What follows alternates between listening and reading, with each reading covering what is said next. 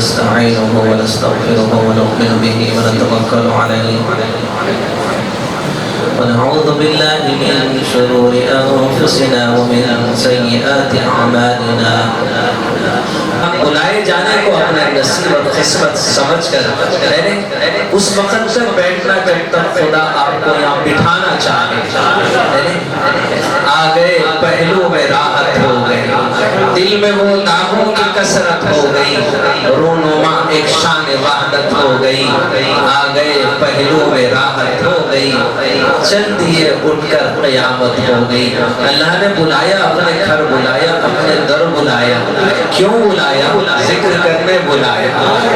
حضور صلی اللہ علیہ وسلم نے فرمایا جب تم جنت کے باغوں سے کیا کہتے ہیں چلو تو خوب چلو, جب تم جنت کے باغوں سے گزرو تو خوب چلو. تو صحابہ نے کہا کہ وہ جنت کے باغ کیا ہیں؟ حضور صلی اللہ علیہ وسلم نے فرمایا وہ ذکر کی محفل جنت کے باغ ہے. تو ذکر رب اگر کرے تو تیرا ذکر رب کرے, تو رب سے ملنے کر چلے تو رب بھی تجھ سے آ ملے. اگر تو اس کا ہو گیا نہ دل جلے نہ تو جلے. تو ظاہر بات ہے ہم لوگ ذکر کرنے بیٹھے ہیں, اللہ کو یاد کرنے بیٹھے ہیں. اللہ حاضری, اللہ ناظری, اللہ معی. اس ایمان کے ساتھ بیٹھو, اس یقین کے ساتھ بیٹھو اللہ حاضر ہے, اللہ مجھے دیکھ رہا ہے, اللہ میرے ساتھ ہے. یہ الجھنے مصیبتیں, یہ مشکلیں, یہ آفتیں نہ پاس تیرے آ سکے نہ چھو سکے صعوبتیں, ملے گی تجھ کو ہر قدم پہ راحتیں مسرتیں. سائنسداں بڑی محنتیں اور مشقتوں کے بعد ابھی اس کے بارے میں ساری دنیا میں شک چل رہا ہے کہ یہ ویکسین کی حقیقت کیا ہے, لیکن ایک مرض کے لیے ویکسین دی جا رہی ہے. ہزاروں امراض کا ایک ویکسین ہے. اپنے رب کو تو پکار دل سے صرف ہر وہ بیماری آپ سے دور بھائے گی جب آپ کی زبان اللہ کا ذکر کرے گی. لا الہ, نکال پہلے ساری ذکر دل سے دنیا کی گندگی کو, پھر دل کے اندر یہ ویکسین کا ڈراپ اتارتے جا. الا اللہ, الا اللہ, اب تو آجا, اب تو آجا, اب تو خلوت ہو. جب یہ دل میں ویکسین اللہ کی معرفت اور محبت کا ویکسین اترے گا, کوئی اور بیماری بھی تمہارے قریب نہیں آئے گی. ابھی تو میں نے کہا یہ الجھنے مصیبتیں, یہ مشکلیں, یہ آفتیں نہ پاس تیرے آ سکے نہ چھو سکے صعوبتیں, ملے گی تجھ کو ہر قدم پہ راحتیں مسرتیں. اپنے رب کو تو پکار دل سے صرف ایک بار, ایک مرتبہ پکارے گا. میرے رب نے کہا یہ قدم چل, میں 10 قدم آؤں گا تو چل کے آ, میں دوڑ کر آؤں گا. دیکھ مجھے پکار کے ایک مرتبہ پکار لے, دیکھ میں تیرے آواز کے قریب ہوں. اندھیریوں میں نور کی ہزار کتن پائے گا, تو رب کی سمت کر چلے تو دوڑ کر وہ آئے گا. تیری ہر ایک آرزو کرم سے بھر بلائے گا. نہ دنیا سے نہ دولت سے نہ گھر آباد کرنے سے, نہ دنیا سے نہ دولت سے نہ گھر آباد کرنے سے تسلی دل کو ملتی ہے خدا کو یاد کرنے سے. وظیفہ نام پاک کا زبان پر صدا رہے, وظیفہ نام پاک کا زبان پر صدا رہے, تو سب کے ساتھ رہ کے بھی ہر ایک سے جدا رہے. تو اس طرح سے اس کا بن, تو اس طرح سے اس کا بن کہ تو رہے خدا رہے. تو اس طرح سے اس کا بن کہ تو رہے خدا رہے. کرونا کے قریب بیٹھیں گے تو کرونا آئے گا. خیر کرونا کہاں ہے, کب آئے گا, کدھر آئے گا, کس کے قریب آیا تھا, کب آنے والا ہے, واللہ عالم. لیکن تو اللہ والوں کے قریب بیٹھ جائے پھر کیا ہوگا. کوئی کرونا تو دور کی بات ہے, بڑی بڑی طاقتیں بھی تیرے قریب نہیں آ رہی. صحبت صالح خدا صالح. اللہ کے نبی صلی اللہ علیہ وسلم نے فرمایا اچھوں کی صحبت اچھا بنا دیتی ہے. آپ نے ایک مثال دے کر کہا کہ عطر کی دکان میں جاؤ, خریدے کہ نہیں, جب جا کر واپس لوٹیں گے تو خوشبو کے ساتھ آپ واپس ہوں گے. جب کوئلے کی دکان میں جائیں گے کوئلے کے خریدار تو نہیں ہوں گے, لیکن اس کوئلے کی دکان میں جا کر واپس آنے سے تمہارا وجود گرد غبار سے میلا ہو جائے گا۔ تو اچھوں کی صحبت تمہیں اچھا بنائے گی، بروں کی صحبت تمہیں برا بنائے گی۔ بد نظری سے خوف زدہ ہونے والوں، بری نظر سے گھبرانے والوں، بری نظر پر یقین رکھنے والوں، حق اور سچ ہے، ہم سب کا اس بات پر ایمان ہے کہ نظر بد انسان کو ایسے کھا جاتی ہے جیسے سوکھی لکڑی کو آگ کھا جاتی ہے۔ ہم سب کا اس بات پر ایمان ہے، یقین ہے کہ نظر جو بری نظر ہوتی ہے، یعنی حضور صلی اللہ علیہ وسلم کے زمانے میں ایک شخص تھا جس کی نظر کی حالت یعنی بد نظری اور کیا کہتے ہیں اس کے نظروں میں اس قسم کی کیا کہتے ہیں تکلیف تھی کہ جب وہ کسی کو دیکھ کر آنکھوں کی تعریف کرتا تو آنکھ پھٹ جاتے، کسی کے وجود کی تعریف کرتا تو وہ ہلاک ہو جاتے۔ تو مکے والوں نے ڈھیر سارا پیسہ جمع کیا اور کہا کہ حضور کو ایک مرتبہ تو نظر لگا دے تاکہ ہمیشہ کے لیے نبوت کا چراغ بجھ جائے۔ اس سے پہلے کہ وہ ڈھیر سارے پیسوں کی لالچ میں حضور کی طرف اپنے قدموں کو بڑھاتا، اس سے پہلے جبرائیل امین پہنچتے ہیں اور آ کر یہ آیت لے آتے ہیں وَإِن يَكَادُ الَّذِينَ كَفَرُوا لَيُزْلِقُونَكَ بِأَبْصَارِهِمْ لَمَّا سَمِعُوا الذِّكْرَ وَيَقُولُونَ إِنَّهُ لَمَجْنُونٌ وَمَا هُوَ إِلَّا ذِكْرٌ لِلْعَالَمِينَ۔ میرے حبیب یہ اپنے نظر کے ذریعے سے تمہیں نقصان پہنچانا چاہتا ہے، اس سے پہلے کہ اس کی نظر آپ پر پڑے آپ اس آیات کا ورد کر لیں، پھر آپ اس کی نظر سے محفوظ ہو جائیں۔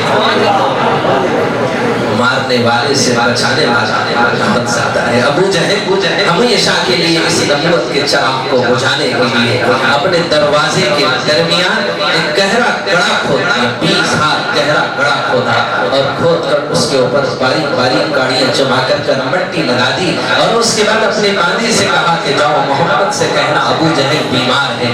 اللہ اکبر۔ حضور صلی اللہ علیہ وسلم اپنے تو اپنے غیر ہی نہیں دشمنوں کی عیادت کرنے کے لیے جاتے جو راستے میں کانٹے بچھاتے اور سارے دن بھر کا کچرا آپ کے جسم مبارک پر ڈالتی۔ جب وہ بیمار ہوئی تو اس کی عیادت کے لیے آپ جب اس کے گھر پہنچے ہیں آپ کے اس اخلاق کو دیکھ کر بے ساختہ کہنے لگی اشہد ان لا الہ الا اللہ و اشہد ان محمدا عبدہ و رسولہ۔ اللہ اکبر۔ ابو جہل نے 20 ہاتھ گہرا گڑھا کیا اور اس کے اوپر کاڑیاں بچھا کر مٹی ڈال دی اور اپنے باندی سے کہا کہ جاؤ میرے بھتیجے محمد سے کہنا ابو جہل بیمار ہے، جب وہ آئیں گے یہ دروازے پر پہنچیں گے اور پھر کھڑے میں چلے جائیں گے میں ہمیشہ کے لیے اس نبوت کے چراغ کو بجھا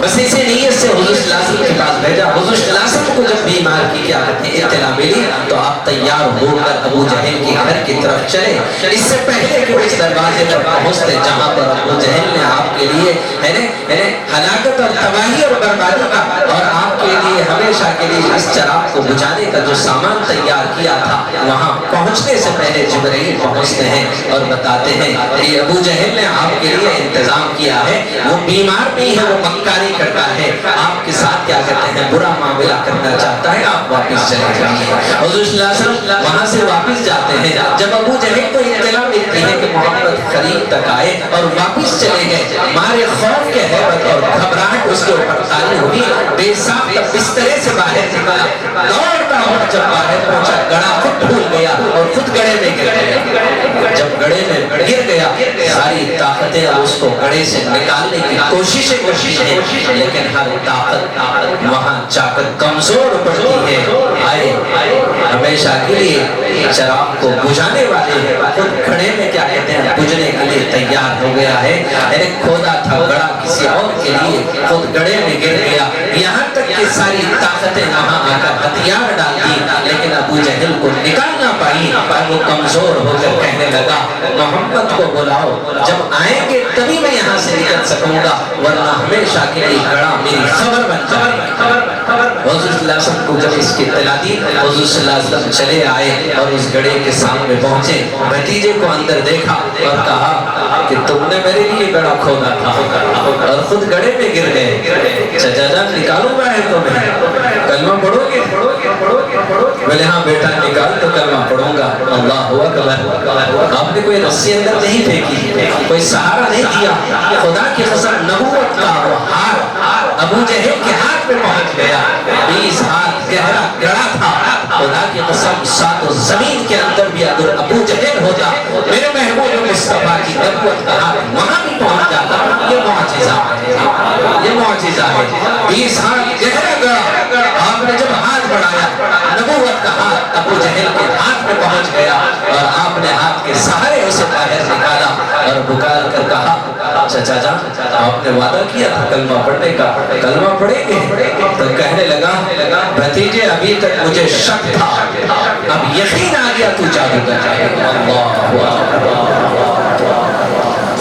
اکبر اللہ اکبر آئے منہ دیکھ لیا آئینے میں پرداب نہ دیکھا سینے میں جی ایسے لگایا جینے میں پھر لوٹ کے جانا بھول گئے تکبیر تو اب بھی ہوتی ہے مسجد کی فضا میں اے انور جس ضرب سے دل ہل جاتے تھے وہ ضرب لگانا بھول گئے اللہ اکبر اے خدا نے آج تک اس قوم کی حالت نہیں بدلی نہ ہو جس کو خیال خود اپنی حالت بدلنے کا حضور صلی اللہ علیہ وسلم بارہا اسے سمجھاتے اور نصیحت کرتے ایک دن ابو جہل کانوں میں انگلیوں کو ڈال دیا اور کہا کہ بس محمد تو نے بہت سمجھا دیا کل خدا کے سامنے میں اس بات کی شہادت دے دوں گا کہ تو نے ساری زندگی مجھے بات کو سمجھانے کی کوشش کی لیکن اب میرا دل تیرے تعلق سے نفرت اور کینہ بغض اور کیا کہتے ہیں عداوت سے بھرا ہے میں تیری بات کو نہیں سمجھ پا رہا ہوں کل قیامت کے لیے اس بات کی شہادت دے دوں گا تو نے اپنا کام کر دیا جس قدر ہو سکا جس قدر کر سکا قوم کو بات کی بتاتا رہا حکم یا رب سنانا میرا کام تھا دل کی دنیا بدلنا تیرا کام ہے خدا کہتا ہے ان کے دلوں کو بدلتا ہوں جو اپنے دلوں کو بدلنا چاہتے ہیں ان کو ہدایت دینا چاہتا ہوں جو ہدایت کے طلبگار ہوتا ہے تو اللہ نے ہم سب کو اپنے گھر بلایا اگر کوئی منسٹر بلایا تو خوش ہو جاتے ہو جا کر جب پھر واپس اپنے گھر آتے ہو تو تذکرہ کس کا کرتے ہو صرف ملاقات کا اور ملنے کا اور طویل وقت بیٹھنے کا یعنی یہ نہیں کہتے کہ گرمی بہت ہو رہی تھی بیٹھنے کے لیے کوئی نرم گدے نہیں تھے وہاں پر میرے لیے کوئی پانی نہیں پوچھا کھانا نہیں پوچھا نہیں یعنی اپنے آپ میں اتنا فخر محسوس کرتے ہیں اور لوگوں کے سونگ پہ تن تن کی باتیں کہتے ہیں کہ سیار صاحب تک آئے تھے 10 منٹ مل کے آئے میں معمولی بات ہے اب وہ آگے کا مت پوچھیں کیا معاملے تھے تو ظاہر بات ہے یعنی آپ بھی کسی کو نہ بتائیں کہ اللہ نے اپنا بتائیں کہ اللہ نے اپنا گھر بلایا لیکن میرا حال کیا تھا میں اس کو نہیں بتا سکتا ہوں ہزاروں نعمتیں ملی پکارنے پہ ایک بار ملے گا کیا نہ کچھ تجھے جو دے صدا ہزار رہے گا قلب مطمئن تو روح پائے گی قرار کیوں بیٹھے ہیں اپنے رب کو تو پکار ان سے صرف ایک بار تجھی سے ابتدا تجھی سے ابتدا ہر چیز کی ہے منتہا تو ہے تجھی سے ابتدا ہر چیز کی ہے منتہا تو ہے ازل سے تا ابد ازل سے تا ابد بے ابتدا وہ انتہا تو ہے ازل سے تا ابد تو ہی اول تو ہی آخر تو ہی ظاہر تو ہی باطن تو ہی اول تو ہی آخر تو ہی ظاہر تو ہی باطن تجھی کو حمد زیبا ہے تجھی کو حمد زیبا ہے کہ ہم سب کا خدا تو ہے تجھی کو حمد زیبا ہے کہ ہم سب کا خدا تو ہے تجھی سے ابتدا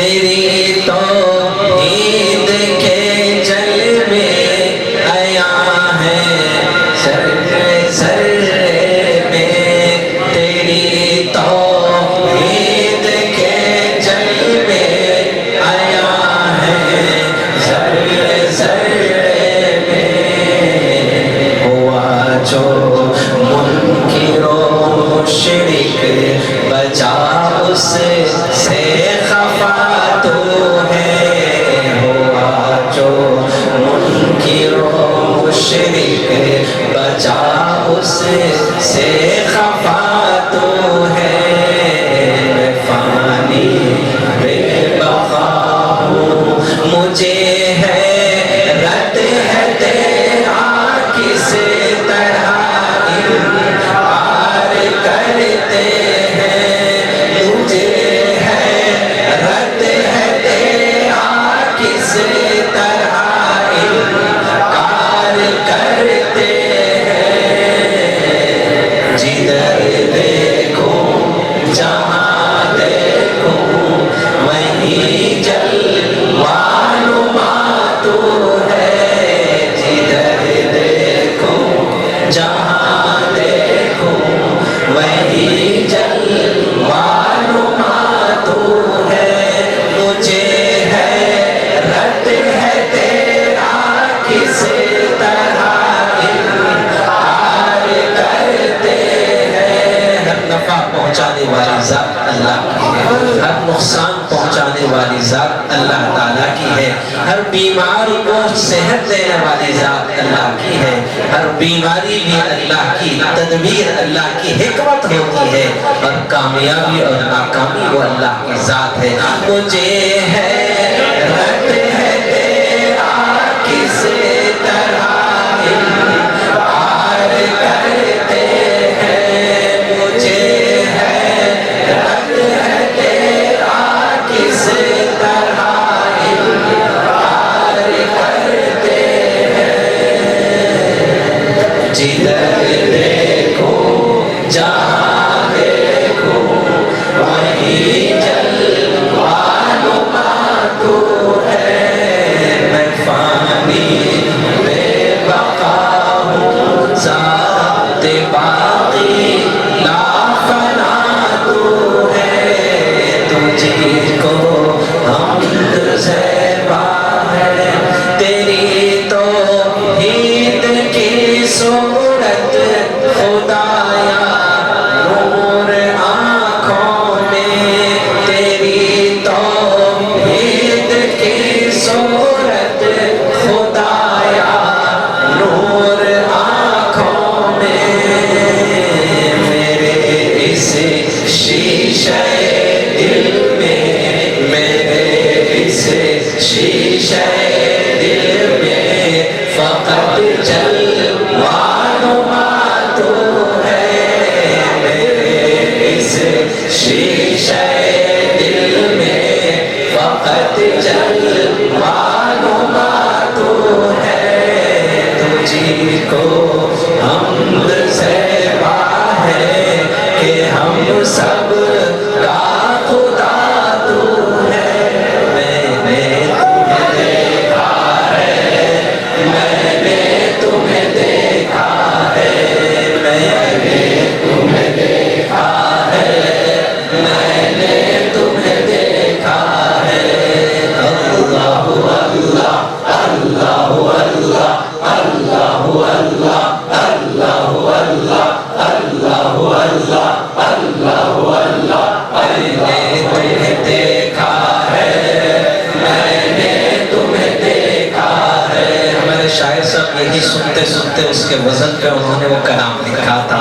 قرآن کے سپاروں میں، قرآن کے سپاروں میں میں نے تمہیں دیکھا ہے، میں نے تمہیں دیکھا ہے، قرآن کے سپاروں میں، احسان کے اشاروں میں، ایمان کے سواروں میں، معصوم پیاروں میں، میں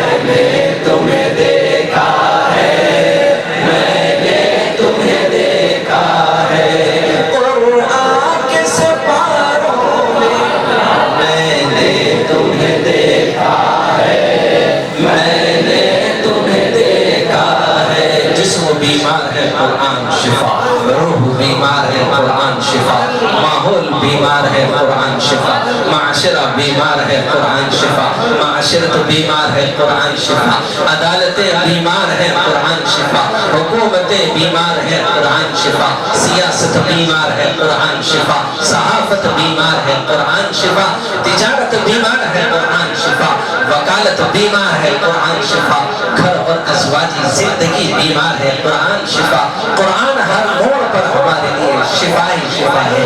میں نے تمہیں دیکھا ہے، میں نے تمہیں دیکھا ہے، صدیق کی شفقت میں، فاروق کی صدرت میں، عثمان کی عفت میں، کرار کی ہیبت میں، میں نے تمہیں دیکھا ہے، میں نے تمہیں دیکھا ہے، معصور دعاؤں میں، منصور ثناؤں میں، معمور ہواؤں میں، مسحور فضاؤں میں، میں نے تمہیں دیکھا ہے، میں نے تمہیں دیکھا ہے۔ اللہ اللہ اللہ اللہ اللہ اللہ اللہ اللہ اللہ اللہ اللہ اللہ اللہ اللہ، میں نے تمہیں دیکھا ہے، میں نے تمہیں دیکھا ہے، خورشید کے تاروں میں، راتوں کے ستاروں میں، آنکھوں کے خماروں میں، یاروں کے نظاروں میں، میں نے تمہیں دیکھا ہے، میں نے تمہیں دیکھا ہے، برکھا کی پھواروں میں، ساون کی بہاروں میں، پودوں کی بتاروں میں، کوئل کی پکاروں میں، میں نے تمہیں دیکھا ہے، میں نے تمہیں دیکھا ہے۔ اللہ اللہ اللہ اللہ اللہ اللہ اللہ اللہ اللہ اللہ، میں نے تمہیں دیکھا ہے، میں نے تمہیں دیکھا ہے، گلزار میں خاروں میں، گلزار میں خاروں میں، کوہسار میں غاروں میں، گنبد میں میناروں میں، خلوت میں ہزاروں میں، میں نے تمہیں دیکھا ہے، میں نے تمہیں دیکھا ہے، محفل کے چراغوں میں، محفل کے چراغوں میں، انگور کے باغوں میں، سرشار دماغوں میں، ہر قلب کے داغوں میں، میں نے تمہیں دیکھا ہے،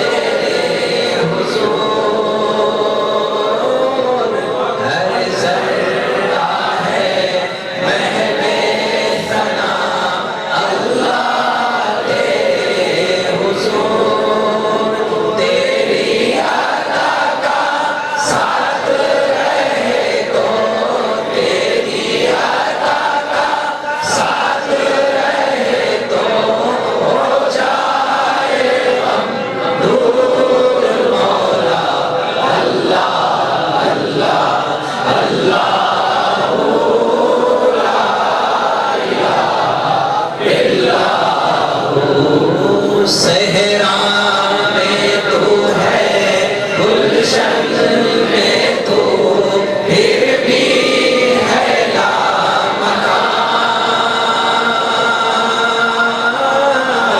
सहरा में तू है, गुलशन में तू फिर भी है लामकान। है कल्बे मोमिन तेरा ठिकाना, है कल्बे मोमिन तेरा ठिकाना। शहर से करीब मौला अल्लाह अल्लाह अल्लाह।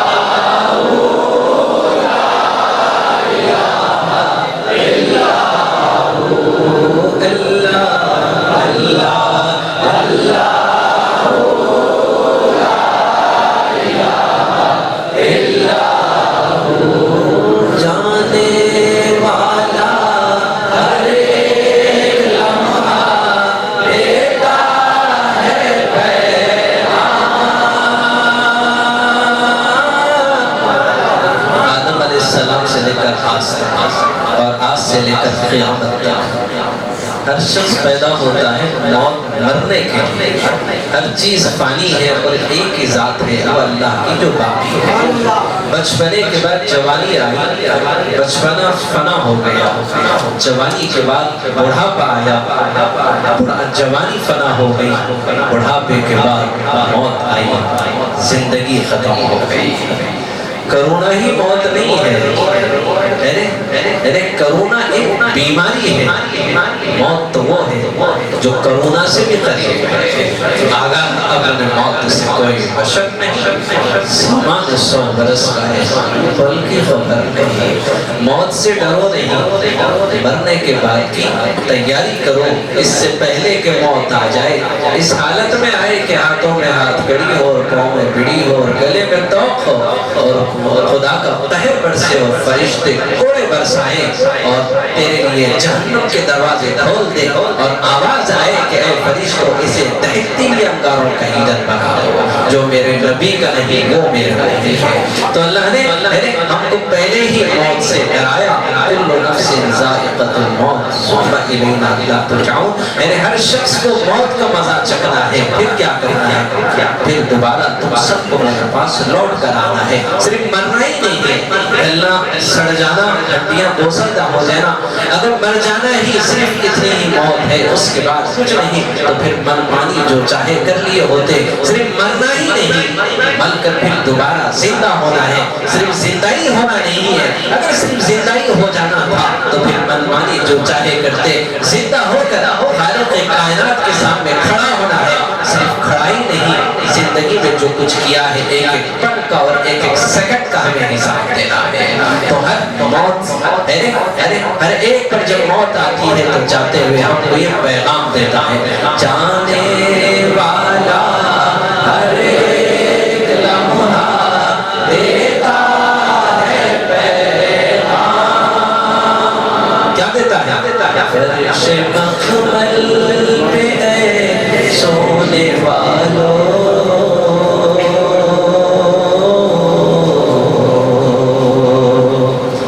कब्र में जाके सोना पड़ेगा।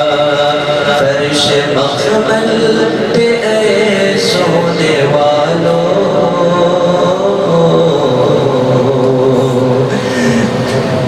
कब्र में जाके सोना पड़ेगा। अपने ईमान का जायज़ा लो,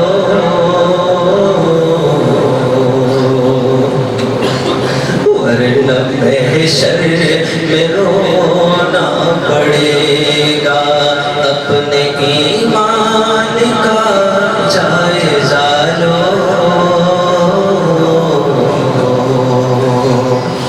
वरना महशर में रोना पड़ेगा। छोड़ कर जिंदगी का ये मेला,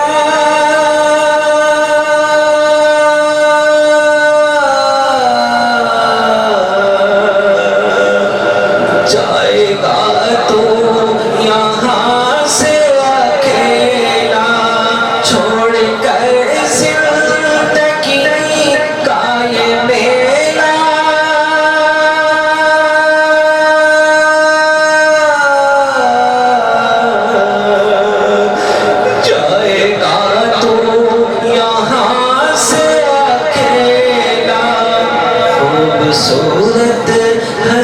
ये बदन है,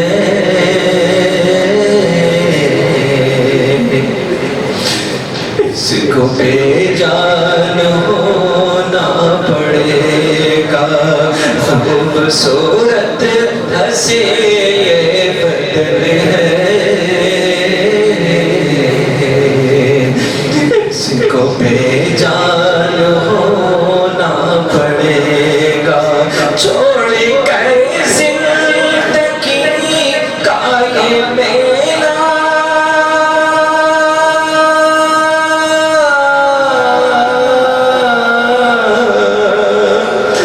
जाएगा तू यहाँ से अकेला। खूबसूरत हंसी ये बदन है,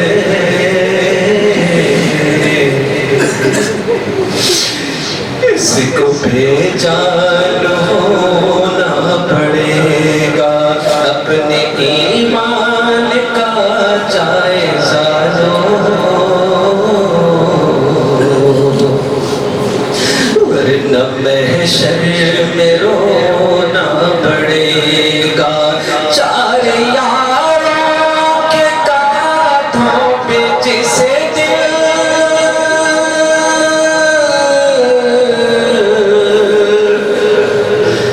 मेरी बारात निकलेगी घर से। चार यारों के कांधों पे जिसे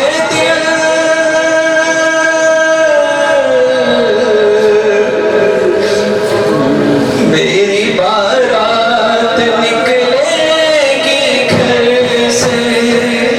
पहन के एक कफन का ये जोड़ा, जब जनाजे पे होना पड़ेगा। चार यारों के कांधों पे जिसे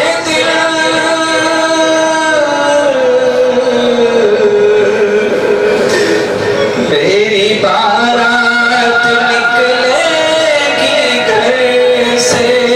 पहन के एक कफन का ये जोड़ा,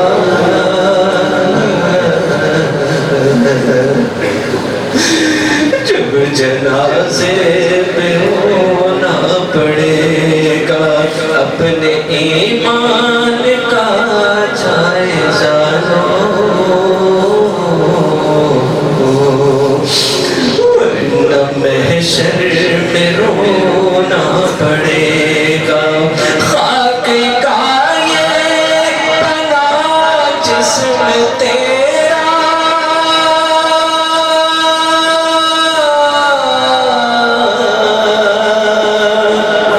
खाकी में मिलकर रहेगा। मिन्हा खलक़नाकुम व फ़ीहा नुईदुकुम व मिन्हा नुख़रिजुकुम तारतन उख़रा। इसी मिट्टी से पैदा किए गए हो, इसी मिट्टी में जाना है, और कल क़यामत के दिन इसी मिट्टी से उठाए जाओगे। खाक का ये बना जिस्म तेरा,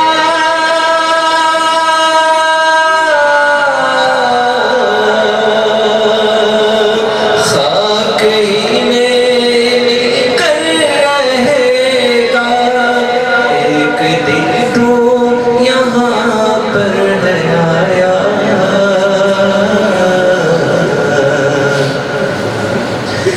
एक दिन तुझको जाना पड़ेगा।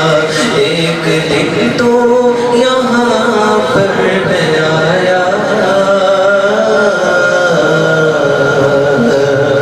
एक दिन तुझको जाना पड़ेगा। अपने ईमान का जायजा लो, वरना महशर में रोना पड़ेगा। अल्लाह अल्लाह अल्लाह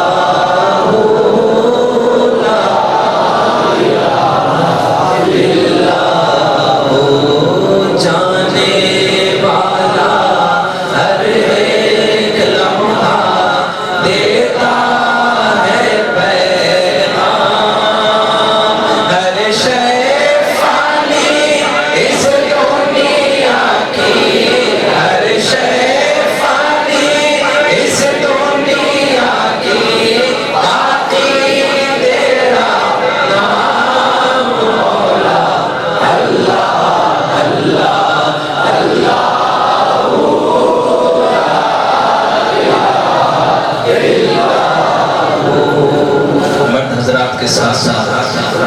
بڑی تعداد خواتین کی ہے۔ یہ سارے مرد حضرات میرے روحانی اولاد ہیں اور خواتین ساری کی ساری روحانی بیٹیاں ہیں، لیکن بیٹیوں سے خطاب نہیں، ابتداء یہ سب میری بہنیں تھیں، آگے چل کر جب انہوں نے میرا دامن پکڑا تو بیٹیاں بن گئیں۔ بہنیں تصور کر کے اب ان کو کچھ نصیحت کرتا ہوں، اس سے پہلے کہ نعت شریف پیش کروں، کیونکہ ماحول آخرت کو یاد دلاتے ہوئے، ایمان کو سنوارتے ہوئے، اپنے قبر کی تیاری کرتے ہوئے خدا کے جناب میں کھڑے ہونے کا اگر تصور آ جائے گا، ایک مرد سدھرتا ہے، ایک فرد سدھرتا ہے، ایک عورت سدھرتی ہے، زمانہ سدھرتا ہے، ایک عورت سدھرتی ہے، گود میں جنم لینے والے پیران پیر پیدا ہو جاتے ہیں، خواجہ اجمیری سنجیری پیدا ہو جاتے ہیں، خواجہ قطب الدین بختیاری کاکی پیدا ہو جاتے ہیں، خواجہ معین الدین اجمیری سنجیری پیدا ہو جاتے ہیں، خواجہ علاء الدین صابر پیا پیدا ہو جاتے ہیں۔ جب اس کے گود میں جب اس کی زندگی میں دین آ جاتا ہے، اس کے دل کے اندر جب ایمان اتر جاتا ہے تو ہر گھونٹ کے ساتھ وَلَا إِلَٰهَ إِلَّا اللَّهُ محمد رسول اللہ کی عشق اور محبت ان کے گھونٹ کے ساتھ پلاتی ہے تو اللہ کے فرمانبردار پیدا ہو جاتے ہیں، نبی کے اطاعت گزار پیدا ہو جاتے ہیں۔ تو اس لمحے اپنے بہنوں سے کچھ نصیحت کرتا ہوں، اور سے سمائے۔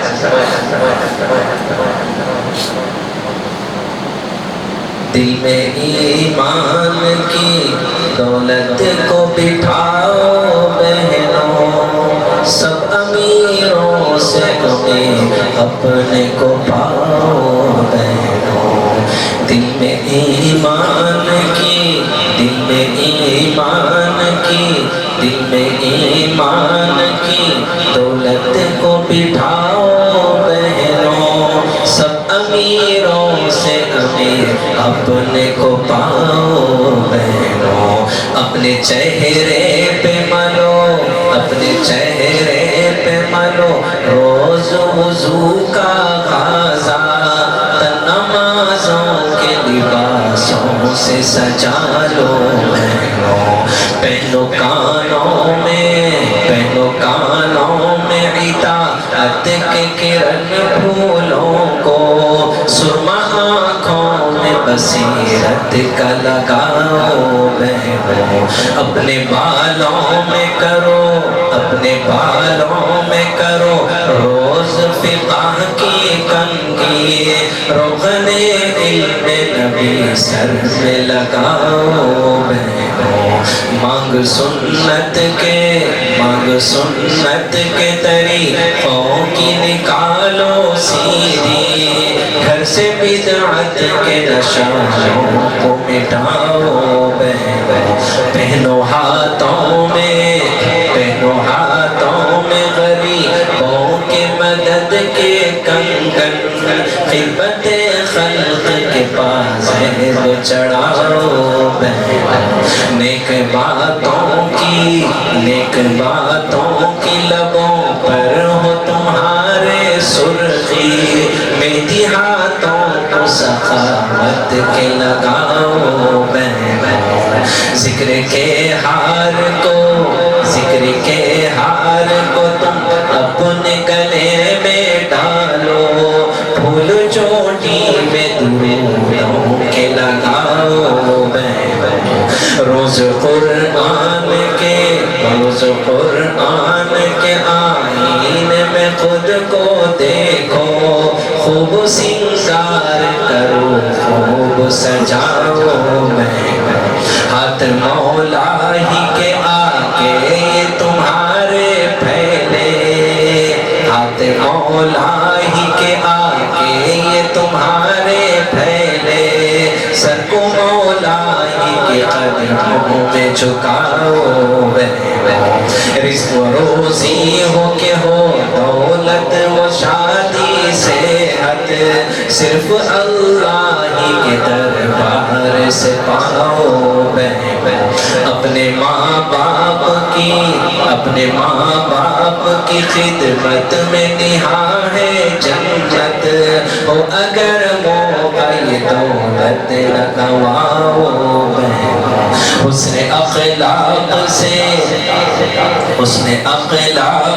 شوہر ہی کو، حسن اخلاق سے شوہر کو کرو گرویدہ، حسن اخلاق سے شوہر کو کرو گرویدہ، کسی جادوگر کے کبھی پاس نہ جاؤ بہن، سجدہ ہوتا تو شوہر ہی کو جائز ہوتا، اپنے شوہر کی عظمت نہ گھٹاؤ بہن، خود کو شیطان کی آنکھوں میں نہ پڑنے دو کبھی، اپنی آنکھوں کو بھی شیطان سے بچاؤ بہن، سینما آگ ہے،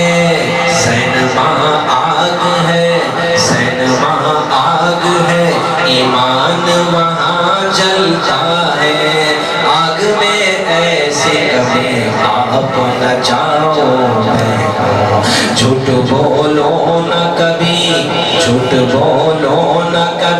اور نہ کرو غیبتیں، اپنی بہنوں کو کسی سے نہ لڑاؤ بہن، جب کسی سے ہو ملاقات کرو اس کو سلام، جب کسی سے ہو ملاقات کرو اس کو سلام، بندگی اور یہ آداب سکھاؤ بہن، دعوت دین بھی دو،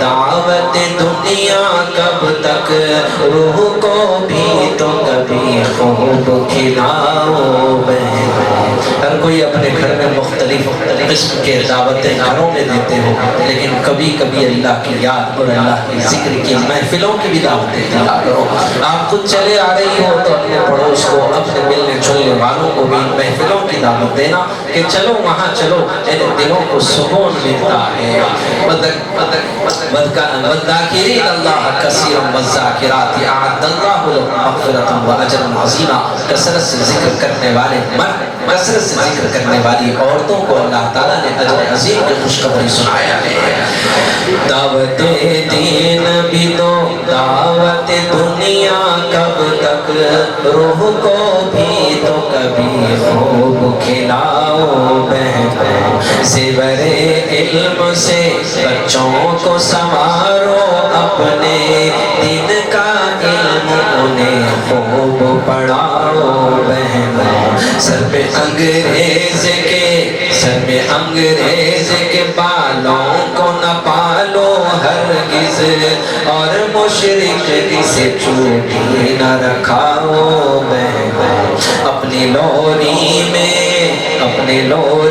میں نہ گاؤ کبھی فلمی گیتے، نام اللہ کا لوری میں بھی لاؤ بہن، اپنی لوری میں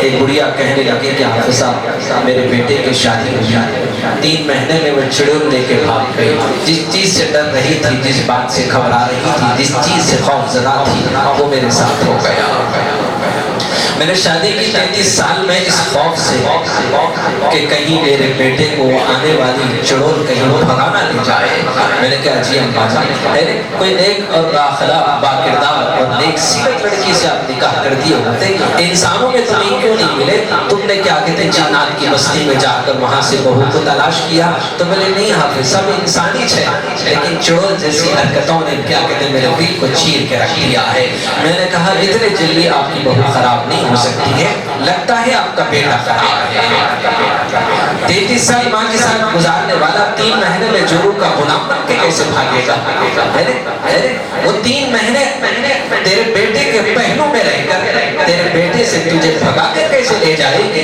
لگتا ہے تیرا بیٹا خراب ہے، میں نے کہا تو کہنے لگی نہیں میرا بیٹا بہت اچھا ہے، میں نے کہا لگتا ہے آپ کی تربیت خراب ہے، آپ خراب تو میں نے حافظ صاحب میری کیا خرابی ہے، میں نے کہا تم نے لوری کیا دیا اس کو جب پیدا ہوا گود میں تھا، تو میں نے حافظ صاحب 35 سال ہو گئے مجھے یاد نہیں ہے، میں نے کہا تم نے کیا لوری دیا ہے، میں کہتا ہوں میں بتاؤں گا آپ نے کیا لوری دیا؟ تو بولے کیا دیا؟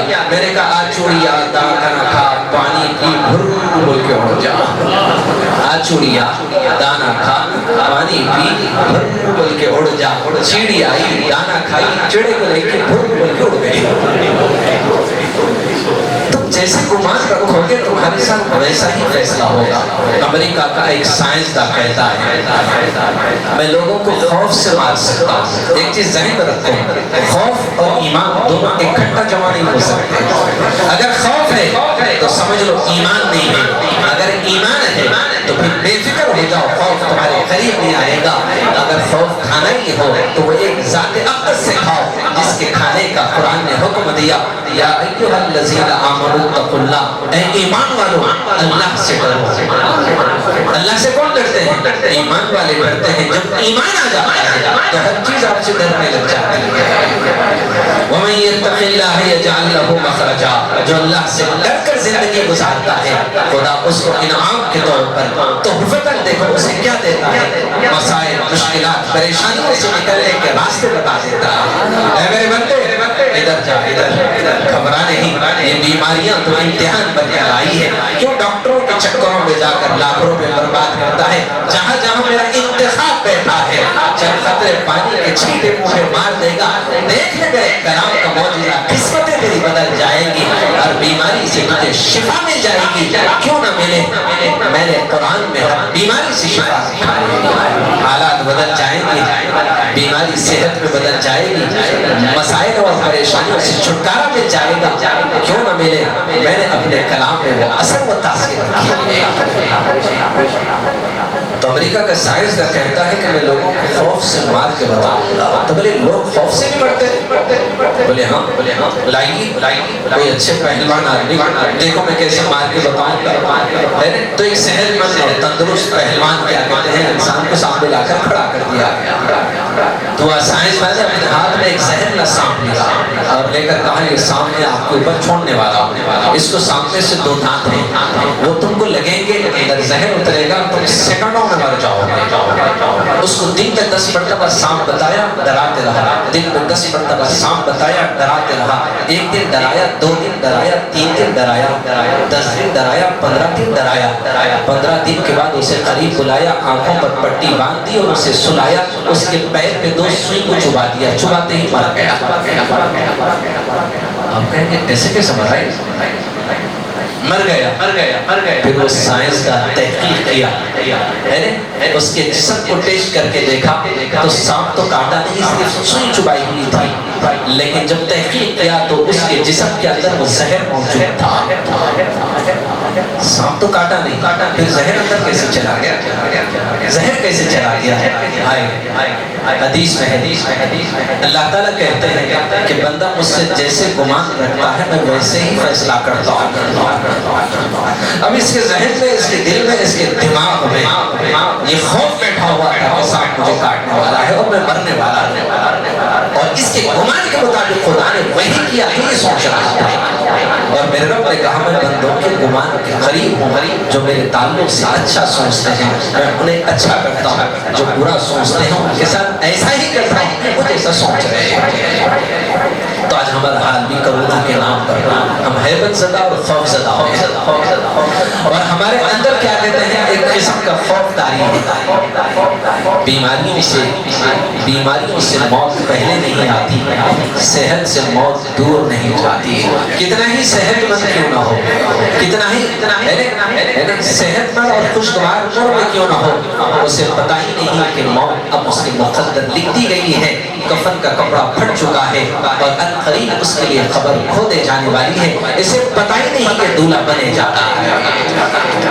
ایک خاتون نے مجھ سے کہا کہ حافظ صاحب میرے بیٹے کے لیے پتہ نہیں کیا ہو گیا, کہ میں نے ایک لڑکی کو پسند کیا, لڑکی پسند ہو گئی, اس کے بعد میں نے اپنے بیٹے کو واٹس ایپ پہ فوٹو بٹھایا اور بیٹے سے کہا کہ بیٹی یہ لڑکی تو میں پسند ہے. تو بیٹے نے کہا اما جان ہاں, جب آپ کی 2 آنکھوں نے پسند کر لیا ہے تو میری آنکھیں بھی وہی قبول کریں گی جو آپ نے خواب کیا ہے. کہیں کہ ممی آپ کی جو مرضی ہے. بولے بیٹا ابھی مٹھائی کھلا. فون رکھا, और इधर क्या कहते हैं बहू बनाने के लिए उस दुल्हन के मुंह में मिठाई डाला। लगता है अभी वो बनने वाली बहू के हलक से वो मिठाई का टुकड़ा नहीं उतरा। अचानक इधर फोन की बेल घंटी बजी, बजते ही उठाया तो उधर से फोन आया कि आपका बेटा यहाँ क्या कहते हैं डिवाइडर से टकराया और सब फट गया और मर चुका है। आगाह अपने मौत से कोई बशर नहीं। तुम्हें पता है एक नौजवान जो दुल्हन के कमरे में पहुंचा, दुल्हन का घूंघट उठाया, जी भर के ना देख सका, फट से जमीन पे गिर गया। दुल्हन चीख मार के बाहर निकली, सारा घर इकट्ठा हुआ, एम्बुलेंस को बुलाया, डॉक्टर के पास पहुंचे। डॉक्टर ने तहकीक करके कहा इसका इंतकाल हो गया है। अगर व्हाट्सएप पे डाल दिया जाए पहलवान और ताकत रखने वाले अपनी ताकत के बलबूते पर गुरूर तकब्बुर करने वाले अकड़ने वालों की मौत का यह हाल, खौफ का यह हालत देखो। अगर एक व्हाट्सएप पे डाल दिया जाए कि दुल्हन का घूंघट उठाना खतरे से खाली नहीं, क़यामत तक ये सारे दूल्हे घूंघट नहीं उठाएंगे, ये दुल्हन कमारी की कमारी रहेगी। क्या बोल रहा हूं? क्योंकि घूंघट उठाना था, इंतकाल हो गया नौजवान का। तो आपके जहन में एक सवाल पैदा हो गया, लगता है बेचारी जरा काली कलोटी लकटी चपटी थी होगी इसलिए बेचारा बोला ये क्या मुसीबत मेरे गले पड़ गई होगी, शायद हार्ट आ गया होगा। एक चीज जहन में रखो, हर वो दुल्हन ब्यूटी पार्लर में पहली रात के लिए ऐसी सजाई जाती है कि उसको खुद अपने आईने में तस्वीर देखकर उसे भी रश्क होता है अपने हुस्न पर और जमाल पर, और दूल्हे के इस बिगड़े हुए बगैर ब्यूटी पार्लर के संगरे में दूल्हे को देखकर अपने किस्मत पे टूटती है, उठती है, कहती है ये मेरे किस्मत में कैसा दूल्हा मिला, देखो हाय मैं कितनी हसीन हूँ, खूबसूरत हूँ। अब दुल्हन को जब पता चल गया वो धोने के बाद इस दुल्हन की हकीकत खुल के आएगी, क्यों नहीं हम भी इन अय्यारों और मक्कारों में शामिल हो जाए। अब दुल्हे भी ब्यूटी पार्लर में संवरना शुरू कर देंगे। अब दोनों भी रात सिर्फ नाज़ो नखरे में गुजारते हैं, सुबह उठते ही मुंह धोने के बाद दोनों भी करीब होने के बजाय दूर हो जाते हैं, क्योंकि मुंह धोने के बाद दोनों की हकीकत खुल के सामने आ जाती है। अब करें क्या, मुसीबत दोनों की एक दूसरे के गले लगी हुई है। तो आपके जहन में आएगा कि दुल्हन जरा काली थी होगी, तो इससे पता चलता है कि दुल्हन तो पहली रात अभी तो घूंघट उठाया था, क्यों ऐसा हो गया। और एक चीज सुन लीजिए, ताज्जुब होगा, वो जो दुल्हन थी उसकी गर्लफ्रेंड थी, तो फिर सवाल ही पैदा नहीं, गर्लफ्रेंड भी थी, पहली रात इसे ऐसे हुस्न और जमाल नाज़ो नखरों के साथ ब्यूटी पार्लर में संवारा जाता है। कभी सहेलियां तरफ बैठी हुई चक्करें लगाती हैं और उसके हुस्न की तारीफ करती हैं, उसके जमाल की तारीफ करती हैं, उसकी खूबसूरती की तारीफ करती हैं। ब्यूटी पार्लर में संवारने के बाद बस हर वो सहेली क्या कहती है उसे हिम्मत देती है, लेकिन अक्लमंद दुल्हन वो होती है कि सबकी तारीफों पर वो खुश नहीं होती, वो कहती है कि तुम्हारी बातों में आकर मैं क्या कहते हैं मुतमईन नहीं होंगी उस वक्त तक के लिए जब मुझे जिसके लिए संवारा जा रहा है मुझे देखकर मुझे कह दे कि तुम पसंद है। तो जाहिर बात है मेरे कोई भी आमाल हो, मेरी कोई इबादत हो, मेरा कोई तक़वा और तहारत हो, मैं दुनिया में तो मुत्तकी बनकर लोगों की नजरों में हो, लेकिन लोगों के कहने पर मुझे खुशफहमी में मुब्तला नहीं होना है। जब तक कि मेरे आमाल खुदा के जनाब में पेश ना किए जाए और जब तक मुझे खुद खुदा की अदालत में खड़ा ना किया जाए, और जब खुदा देख कर कहे कि देख तू पसंद तेरा हर अमल पसंद, तो समझ लो कि मैं कामयाब। लोगों की बातों में आकर अगर मैं खुशफहमी में मुब्तला हो जाऊंगा तो फिर समझ लो कि आमाल की तौफीक छीन ली जाएगी। जब आदमी अपने आमाल पर गुरूर और तकब्बुर करने लगेगा, मैं रईस हूँ, मैं अमीर हूँ, मैं बादशाह वजीर हूँ, मेरे मुस्तफा मेरी सल्तनत, उसी सल्तनत का मैं फकीर। तो कहने का मतलब ये है कि गर्लफ्रेंड थी, फिर क्या हुआ? डॉक्टरों ने कहा इसके मुकद्दर में इतनी ही जिंदगी लिखी थी। यार जब मुकद्दर में उसकी जिंदगी जितनी लिखी है आदमी उसी वक्त मरता है, 1 मिनट पहले नहीं, 1 मिनट बाद नहीं, 1 सेकंड पहले नहीं, 1 सेकंड बाद नहीं। हर शख्स के लिए मौत खुदा ने मुकद्दर लिखा है। जिब्रील अमीन हुज़ूर सबके पास तशरीफ लाए और कहा कि आपकी उम्मत मरने से 1 साल पहले तौबा करेगी, मैं उसे माफ कर दूंगा। कुर्बान जाए महबूब مصطفیٰ پر، نور مصطفیٰ پر، محمد عربی صلی اللہ علیہ وسلم پر آپ کا ہمارا میرے محبوب نے کتنا خیال کیا۔ جبرائیل سے کہا بہت زیادہ وقت ہے، جا کر اللہ تعالیٰ سے کہو بہت زیادہ وقت ہے، 1 سال پہلے توبہ کرے گا۔ جبرائیل واپس گئے اور آ کر حضور سے کہا، حضور صلی اللہ علیہ وسلم اللہ تعالیٰ کہہ رہے ہیں کہ آپ کی امت مرنے سے 1 مہینہ پہلے توبہ کرے گی، میں اسے معاف کر دوں گا۔ حضور نے کہا یہ بھی بہت زیادہ وقت ہے۔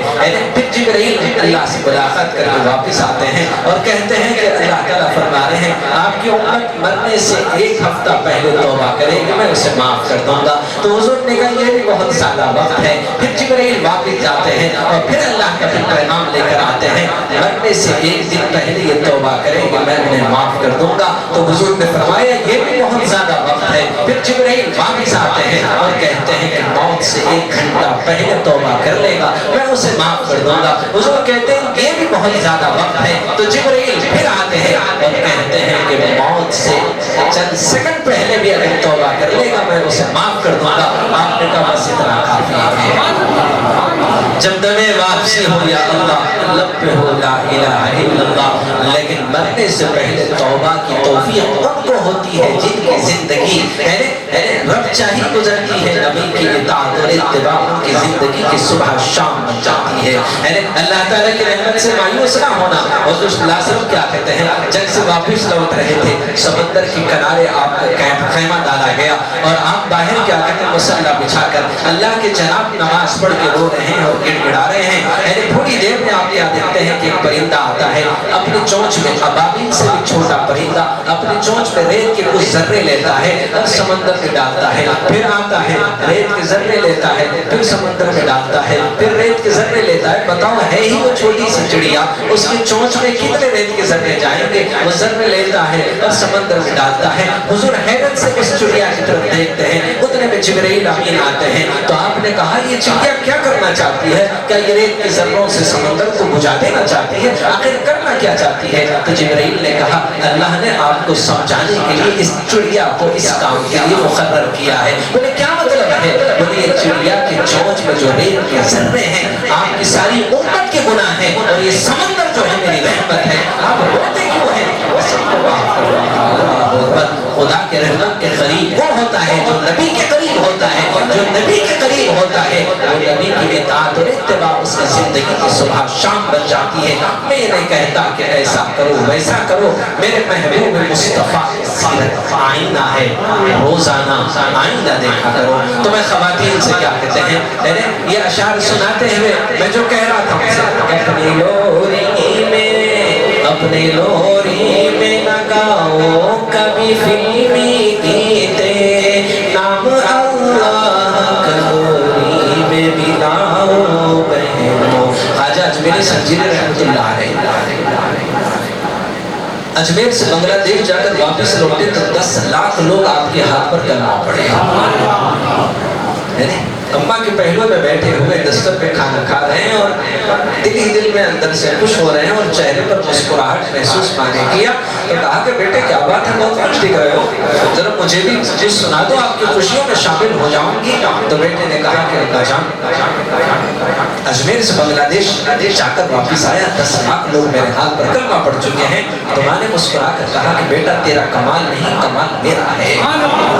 بولے ابا جان آپ کا کیا کمال ہے؟ بولے بیٹا 9 مہینے تجھے پیٹ میں رکھا، کبھی حرام لقمہ میں نے حلق میں نہیں ڈالا، 2 سال تک اپنی چھاتیوں کا دودھ پلایا، میں نے بغیر وضو کی کبھی دودھ نہیں پلایا، بس یہی عمل تجھے وقت کا اتنا بڑا اللہ والا بنانا۔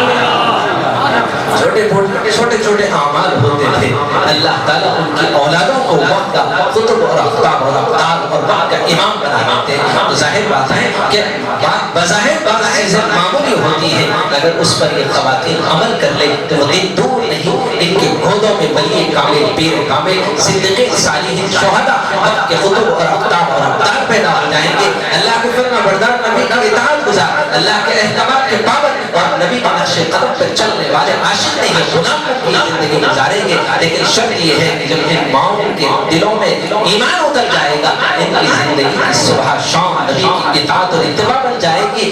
مردوں کو اگر زندگی گزارنا ہو تو نبی کو اپنا آئیڈیل بنا دو، گزارنا ہو تو نبی کی بیویوں کو اپنا آئیڈیل بنا دو۔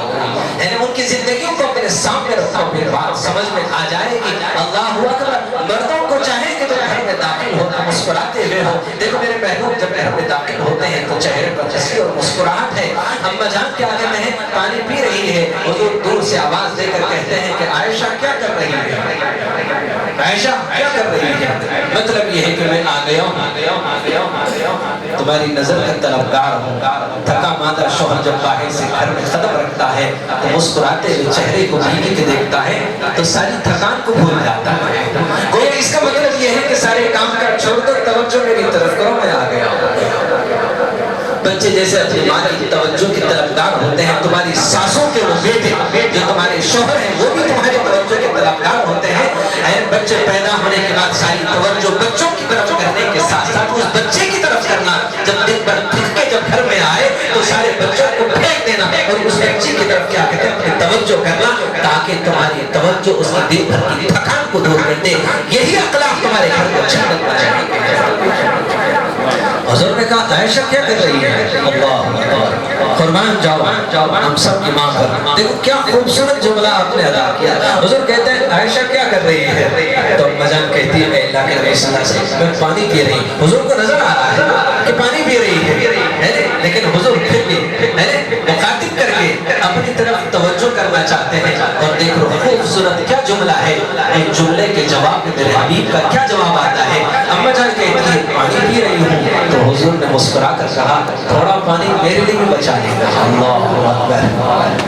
ہم تو سارا بچا ہوا کھانا بیوی کو زبردستی ٹھوس ٹھوس کے کھلاتے ہیں، اور جب کیا کہتے ہیں اس کا بچ جاتا ہے اور کہتے ہیں جاؤ کتے کو ڈالو، اپنا اس کو کھلاتے ہیں، کبھی اس کا بچا ہوا خود بھی کھا لیتے ہیں۔ محبت ہے، اپنا تو کھلایا جبرن کھلایا ظلمن کھلایا، پھر اپنے آپ کو کیا کہتے ہیں ترک خان سمجھ کے کیا کہتے ہیں اس کے تمہارے خوف سے کھائی، تمہارے ڈر سے کھائی، تمہاری مارا سے کھائی، اور تمہارے کیا کہتے ہیں جلال اور غرور تکبر سے کھائی۔ اگر کھائی ہوتی تو اس کے دل میں تیری اتنی محبت ہوتی کہ وہ کہنا کہ پلیز تھوڑا کھانا میرے لیے بچا لینا، ہے تو ظاہر بات ہے وہ اس وقت تمہارا بچا ہوا کھائے گی، پہلے تم محبت دے کر اس کا بچا ہوا کھانے والے بن جاؤ۔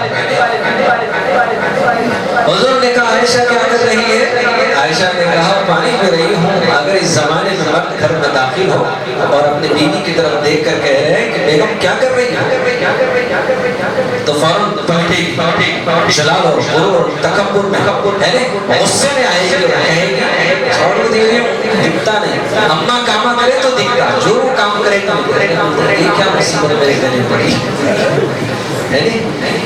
یہ اپنی موجودگی اور اپنی آنے کی اطلاع بیگم کو دے رہا ہے تاکہ تھوڑی سی بیگم کی توجہ مل جائے۔ بزرگوں کا قول ہے، بزرگیں بھی بات چپ نہیں کرتے ہیں، کہتے ہیں کہ تھکا ماندہ شوہر تھک کے باہر سے گھر میں قدم رکھتا ہے تو ہنستے ہوئے مسکراتے ہوئے صحت مند چہرے کو دیکھتا ہے تو کیا کہتے ہیں اپنی تھکان کو بھول جاتا ہے۔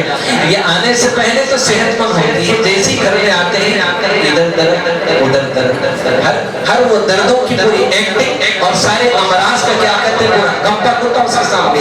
اس لیے اکثر مرد کہتے ہیں آپ سب گھر جانا طبیعت ہی نہیں چاہتی، ایسا لگتا ہے کہ سارے دردوں والی کیا کہتے ہیں بیوی میرے قسمت میں آ گئی۔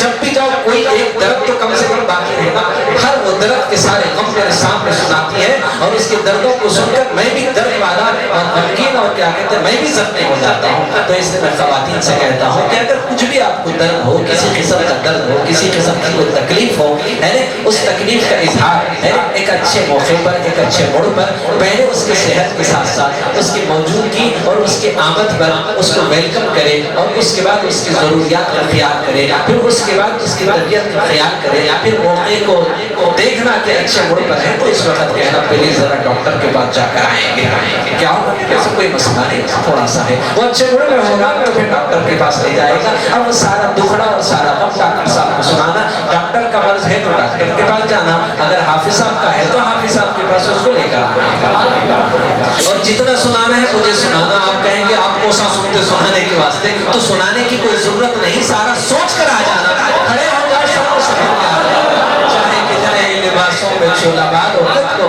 چہرہ انسان کی حالت کا بتا دیتا ہے۔ ظاہر بات ہے خاموشی سے مصیبت اور بھی سنگین ہوتی ہے، تڑپ اے دل تڑپنے راستے سے ذرا تسکین ہوتی ہے. تم ایک طلب کے ساتھ نکلتی ہو, تڑپتے ہوئے نکلتی ہو, زخمی ہو کر اپنے زخموں کو لے کر آتی ہو. آپ کہیں کہ سنتے ہی کہاں ہیں آپ؟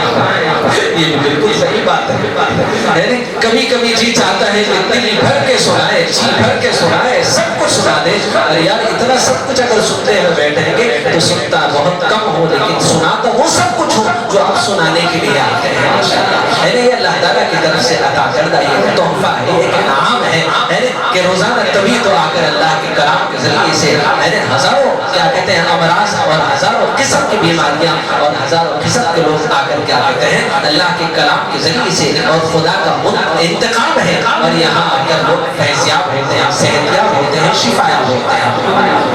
تو حضور صلی اللہ علیہ وسلم نے فرمایا کہ عائشہ کیا کر رہی ہو, تو آپ نے خوبصورت جواب دیا. عورتوں کو چاہیے کہ اپنے شوہروں کے ساتھ بھی ایسے محبت بھرے اور پیار بھرے جملوں کو ادا کرے تاکہ وہ اس کی تھکان ختم ہو جائے. تو اما جان نے کہا میں پانی پی رہی ہوں, تو حضور نے فرمایا اے عائشہ تھوڑا پانی میرے لیے بھی بچا دینا. اما جان پانی پی کر جب پیالہ آپ کے قریب لائی تو حضور نے پیالے کو ایسے پھرایا اور پھرا کر کہا تم نے اپنے یہ لب کہاں لگائے؟ اللہ اکبر. اپنے بیویوں کے ساتھ اگر اس طریقے سے زندگی گزرے گی تو پھر کوئی تعویذ پلیتوں کے ذریعے سے اپنے گھروں کو جنت بنانے کی کوئی ضرورت نہیں. اچھا عمل تمہارے گھر کو جنت بنا دیتا ہے. حضور نے ایسے پیالے کو گھمائے, امت کو سبق دینا اور درس دینا مقصود تھا کہ تم بھی اپنے گھروں میں ایسے ہی رہو جیسے میں اپنے گھر والوں کے ساتھ رہتا ہوں. تم ایک بیوی کے ساتھ وہ اخلاق کا مظاہرہ نہیں کر سکتے. دیکھ لو میں نے 11 بیویوں کے ساتھ ایسا سلوک پیش کیا کہ ایک بیوی بھی رائی کے دانے کے برابر بھی میرے بارے میں کسی قسم کی کوئی گلہ اور شکوہ اور شکایت نہیں. حضور نے کہا تم نے لب لگائے؟ اما جان نے ایسے کٹورے کو گھمایا اور اس کے بعد بتایا کہ یہاں لگائی. حضور نے بھی اسی جگہ اپنے لب لگا کر پانی پیا اور امت کو بتایا گھر میں تمہیں جنت بنانا ہوگا تو تمہیں ایسے رہنا ہوگا. آپ کہیں گے کہ حافظ صاحب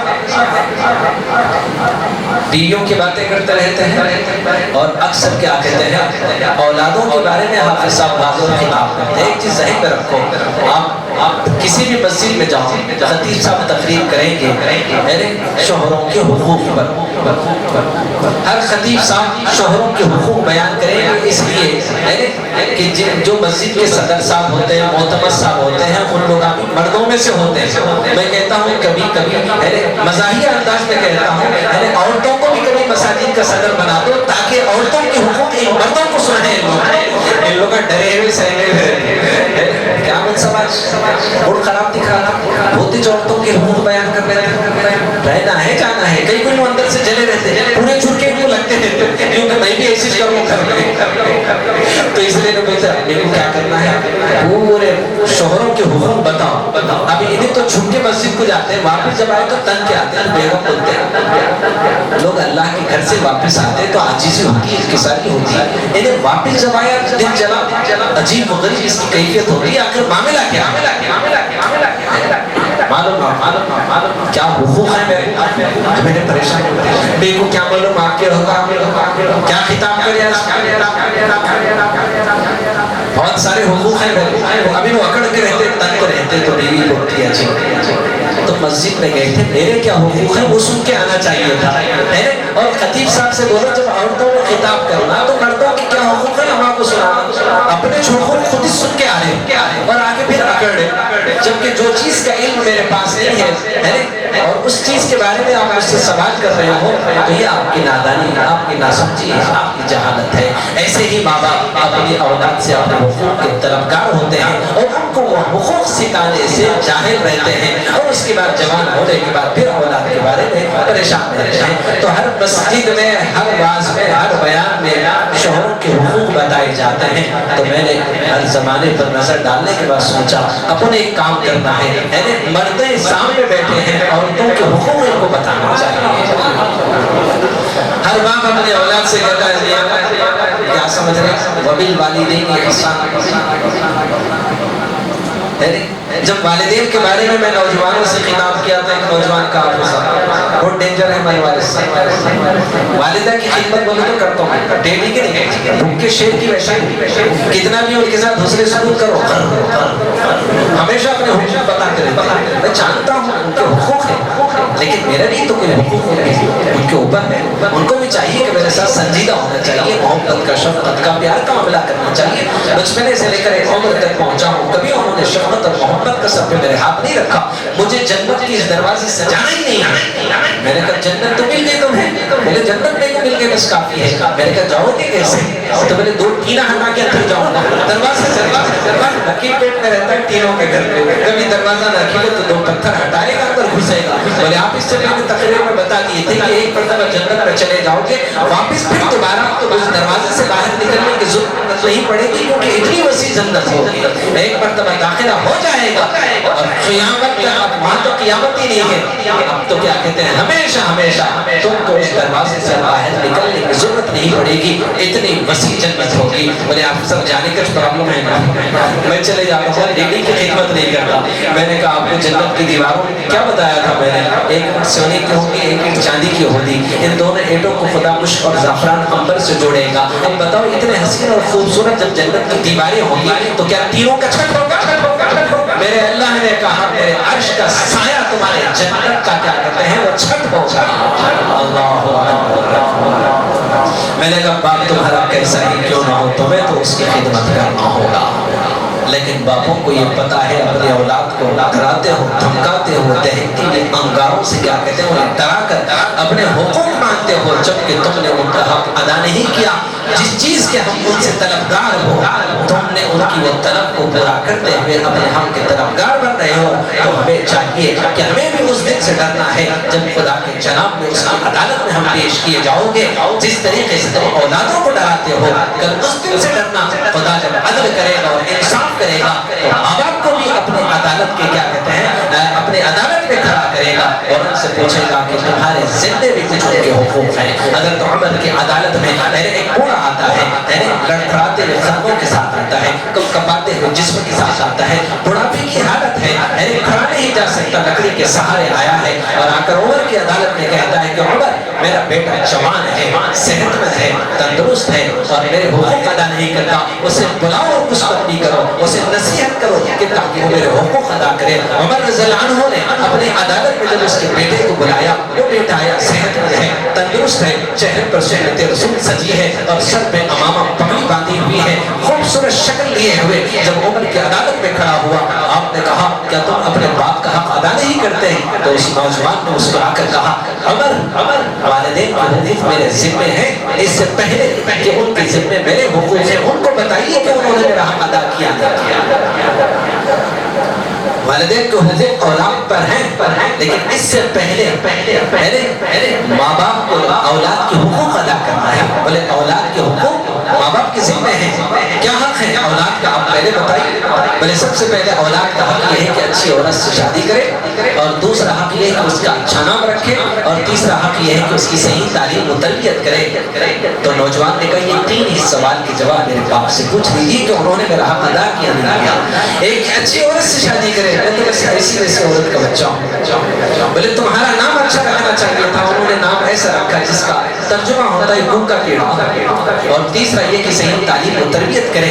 میں تو جنگل میں بکریاں چراتا ہوں، ایک چرواہا ہوں، مجھے کیا پتا ہے کہ ماں باپ کی کیا حقوق ہیں۔ اس وقت عمر جلال میں آئے اور غصے میں آئے اور اپنا کوٹ ڈالیا زمین پہ پٹکا اور بوڑھے کو للکار کے کہا کہ اے بوڑھے نکل جاؤ عمر کی عدالت سے، اپنی اولاد کا حق نہیں ادا کیا اور اپنا حق مانگنے آیا ہے۔ اللہ اکبر۔ جب عمر کی عدالت سے بوڑھے کو نکالا جاتا ہے تو پھر وہ عمر کا خدا جب اپنی عدالت میں ہوگا، بتاؤ کتنے بڑے والدین کو کیا کہتے ہیں خدا دہتی ہوئے انگاروں کا عیدہ بنائے گا۔ اس لیے نوجوانوں سے گزارش کرتا ہوں اپنے والدین کے لیے دعا کرنا کہ اے اللہ ان کے جو حقوق میرے ذمے ہیں آپ مجھے وہ علم عطا کر دیجئے، وہ ہمت دیجئے، وہ طاقت دیجئے، مجھے کیا کہتے ہیں وہ اپنے رحمت کے ساتھ کیا کہتے ہیں مجھے وہ محبت کے راہیں دے دے تاکہ میں اپنے والدین کے حقوق ادا کروں۔ اب رہا ان کے ذمے میرے حقوق ہیں، اے اللہ آپ انہیں معاف کر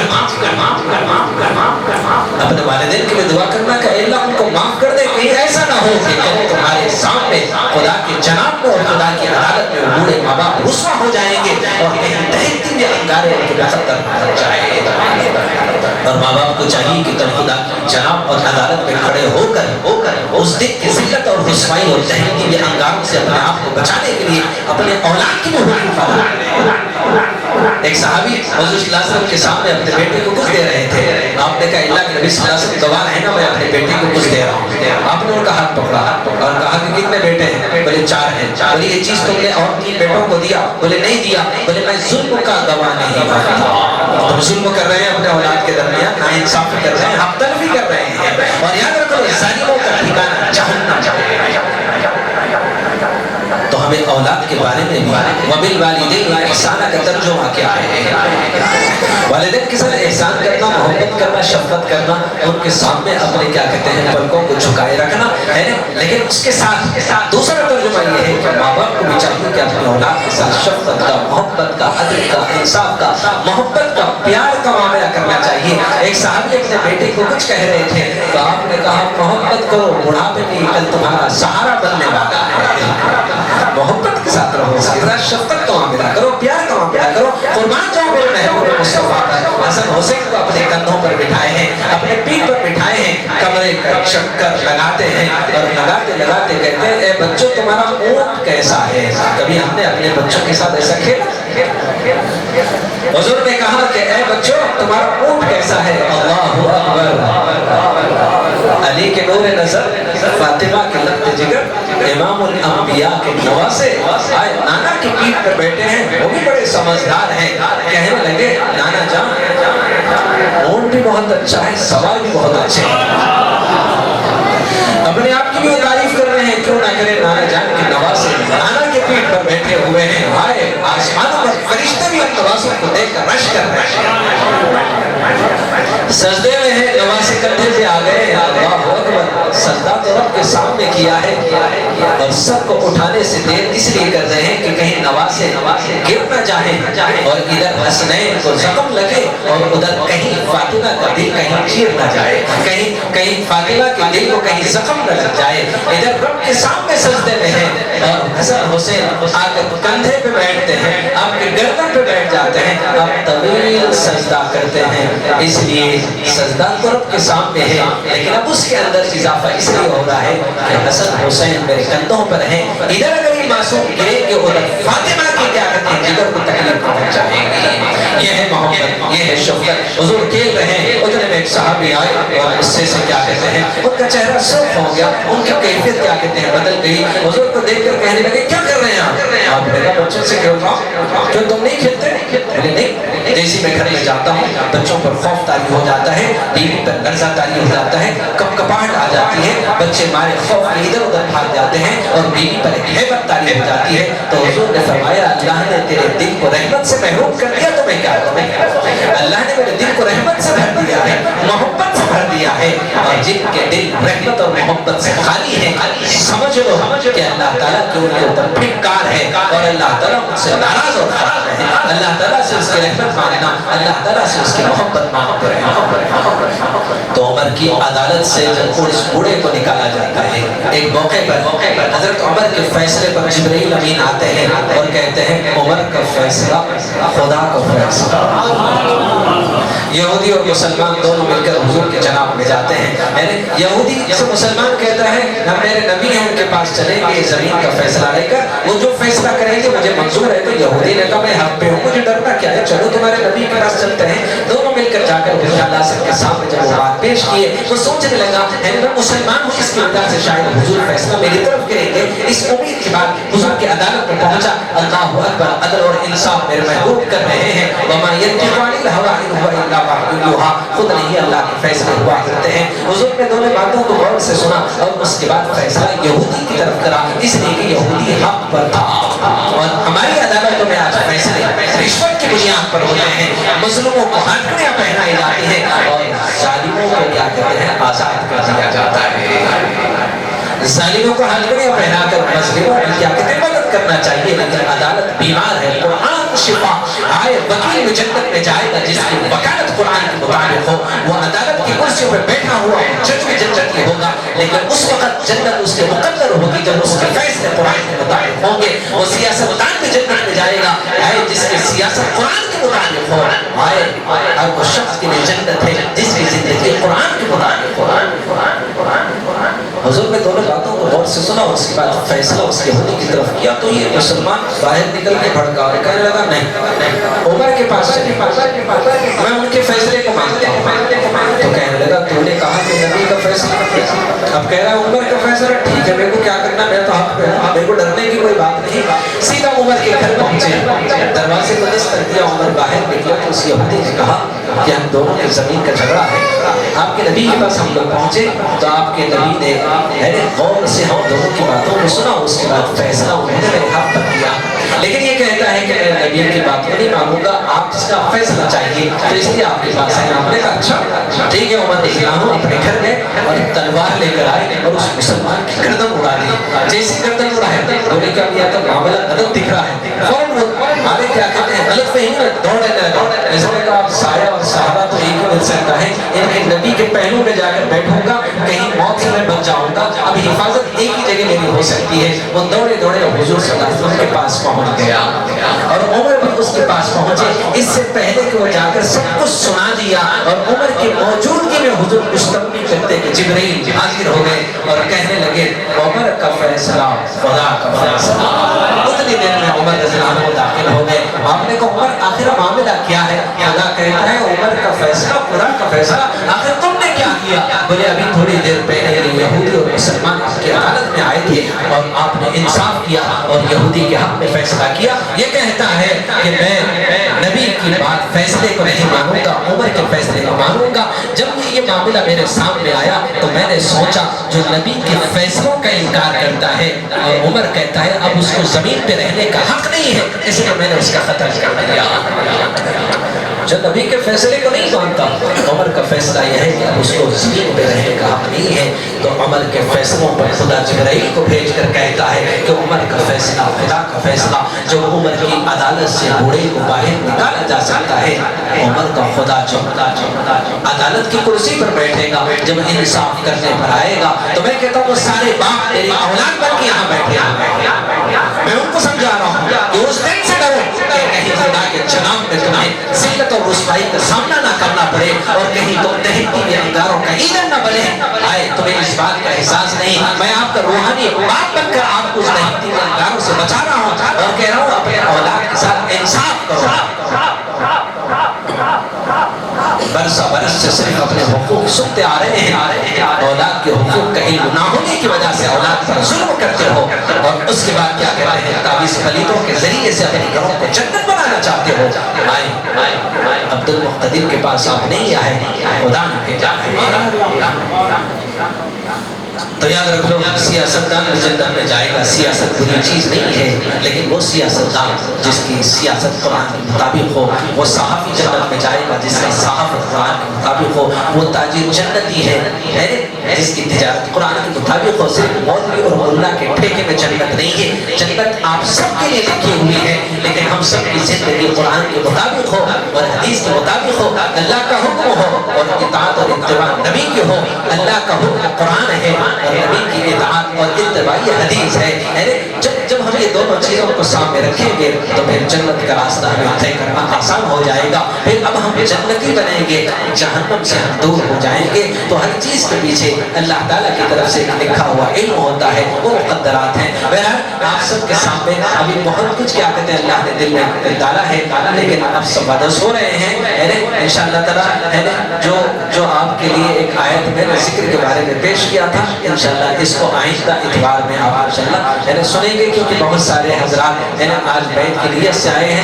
آج ماشاءاللہ جن کے پہلوان نے بھی آج کیا کہتے ہیں اپنے کسی پریشانی کے لیے آئے تھے اور کہنے لگے کہ آپ سب میں بھی آپ کا مرید بننا چاہتا ہوں. تو میں نے کہا ٹھیک ہے آ جائیں گے آپ بھی کیا کہتے ہیں تو پہلوان بھی آتے ہیں کیا کہتے ہیں بڑے سے بڑے ہر آدمی چاہتا ہے کہ بیعت ہو کر اپنی زندگی کو اپنے آپ کو آپ کے حوالے کرتے ہوئے آپ کے کیا کہتے ہیں بتائے ہوئے راستے پر اور آپ کی باتوں پر عمل کرتے ہوئے اپنی زندگی کو بندگی بنانا چاہتا ہوں اپنی زندگی کی صبح شام نبی کے غلامی میں آ کر کیا کہتے ہیں وہ زندگی کی صبح اور شام کو حسین اور خوبصورت بنانا چاہتا ہوں تو ماشاءاللہ کچھ دیہات سے بھی آئے ہوئے مرد اور خواتین اس شہر کے بھی آئے ہوئے ہیں بار بار ان کا اصرار ہوا کہ آج ہم بیعت کی نیت سے آئے ہوئے ہیں تو میں نے ان کو آج ان کے رکنے کے لیے کہا تو بہرحال آپ سب کو کیا کہتے ہیں بیعت بھی کرنا ہے اس سے پہلے کہ اپنے اس پروگرام کو اختتام کے بعد اگلا مرحلہ بیعت کے بعد پھر ذکر کا شروع کروں چند اشعار حضور صلی اللہ علیہ وسلم کے عشق اور محبت میں سماعت فرما دیجیے سارے حضرات اس سے پہلے بارگاہ رسالت مآب صلی اللہ علیہ وسلم میں کیا کہتے ہیں نعت شریف پیش کروں حضور صلی اللہ علیہ وسلم کی جناب اقدس میں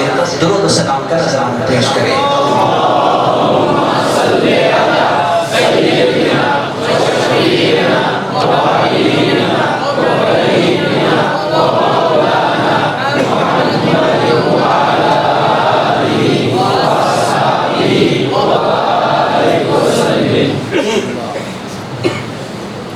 کبھی کبھی خوابوں میں بھی یہ نعت پڑھتے رہتا ہوں اور کبھی چلتے چلتے بس یہی اشعار گنگناتے رہتا ہے جب بھی میں نے حضور صلی اللہ علیہ وسلم کی جناب اقدس میں روضہ اقدس کے پاس حاضری دی میں نے یہی نعت کیا کہتے ہیں حضور کو سنائی تو وہی اشعار بار بار سنتا ہوں بتاؤ جب دل میں عشق رسول آ جاتا ہے حضور کی محبتوں میں جب ہم ڈوب جاتے ہیں تو پھر ایک ہی بات بار بار سنیں گے تو اور مزہ آئے گا جیسے جبرائیل نے جب کہا سبحان ذی الملک والملکوت اللہ کی حمد اور اللہ کی بڑائی اور اللہ کی کبریائی جب جبرائیل نے بیان کیا تو ابراہیم عشق اور محبت کو چھوڑنے لگے اور کہیں کہ بار بار سناتے رہو مجھے مزہ آ رہا ہے تجھ پر سب گھر بار خان ہے آباد رہے سب خوشیوں کو آگ لگا دو غم سے تیرے دل شاد رہے سب کو نظر سے اب تیری رات میں تجھ سے فقط فریاد رہے جب آپ کیا کہتے ہیں نعت خواہوں کے زبانوں سے جب آپ کیا کہتے ہیں نعت سنتے ہیں اگر جیب میں کچھ نہ ہو کچھ نہ لوٹا سکے کم سے کم زبان سے الحمدللہ سبحان اللہ تو لوٹاتے رہو کم سے کم آپ کا وہ سبحان اللہ الحمدللہ کہہ دینا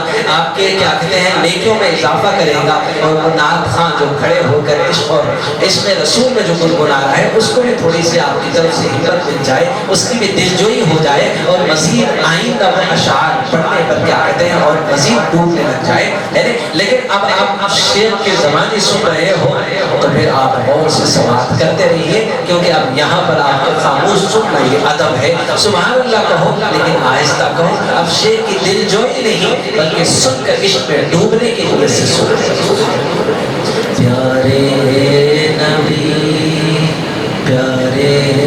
نبی کے عشق میں شعلہ بن کر جل جاؤں میں پیارے نبی کے عشق میں شعلہ بن کر جل جاؤں میں کچھ ایسا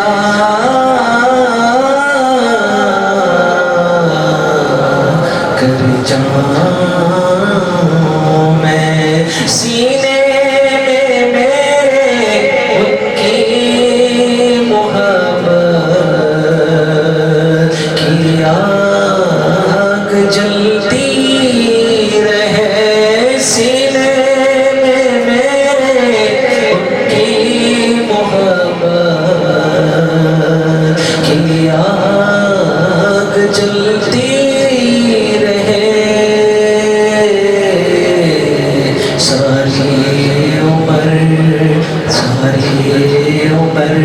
اسی آگ میں شمع بن کر پگھل جاؤں میں ساری عمر آپ سب کے جذبات اور احساسات کی ترجمانی کر رہا ہوں یہ ہاتھ صرف میرا نہیں آپ سب کا بھی یہی ہوگا وہ میری خاطر تڑپے ہیں کتنے جھیلے وہ میری خاطر تڑپے ہیں کتنے جھیلے ہیں کتنے ستم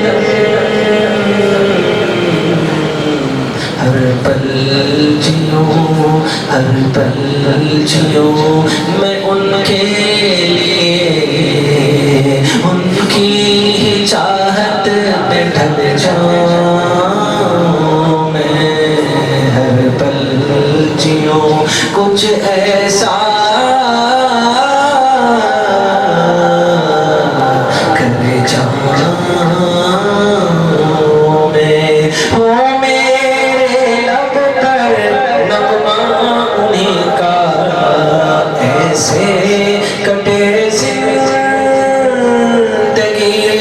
ہو میرے لب پر نغمہ انہیں کا، ایسے کٹے زندگی،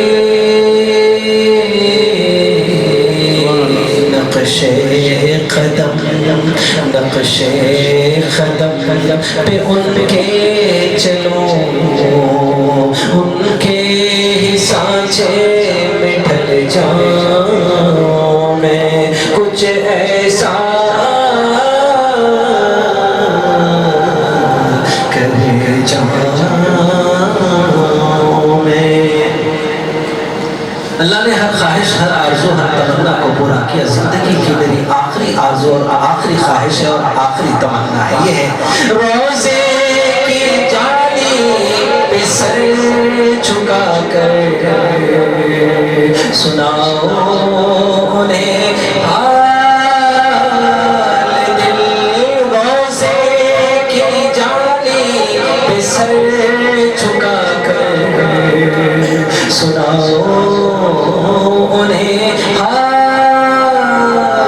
دل، اور پھر سناتے اور پھر سناتے سناتے وہی تارے فنا سے نکل جاؤں میں، اور پھر سناتے اور پھر سناتے سناتے وہی تارے فنا سے نکل جاؤں میں۔ دعا کرتا ہوں کہ میری زندگی کے آخری آرام گاہ حضور اقدس صلی اللہ علیہ وسلم کے پہلو میں جنت البقیع بن جائے۔ جب غریب آج سے 20 سال پہلے 18 سال پہلے جب حج کے لیے گیا تھا اپنی اہلیہ کے ساتھ، تو اس وقت اہلیہ خواب میں دیکھ رہی تھی کہ کعبۃ اللہ کی چابیاں میرے حوالے کی گئے ہیں اور لوگ مجھ سے پوچھ کر حرم میں داخل ہو رہے ہیں، اور ساتھ میں جنت البقیع میں اسے نظر آ رہا تھا۔ صبح جب اٹھی تو خواتین اکٹھا تھی، ان کو خواب سنائی، ساری خواتین پھر ہمارے کمرے کی طرف آئی، کیونکہ مرد حضرات ایک طرف تھے، خواتین ایک طرف، ایک حال میں کیا آتے ان کا انتظام کیا گیا تھا۔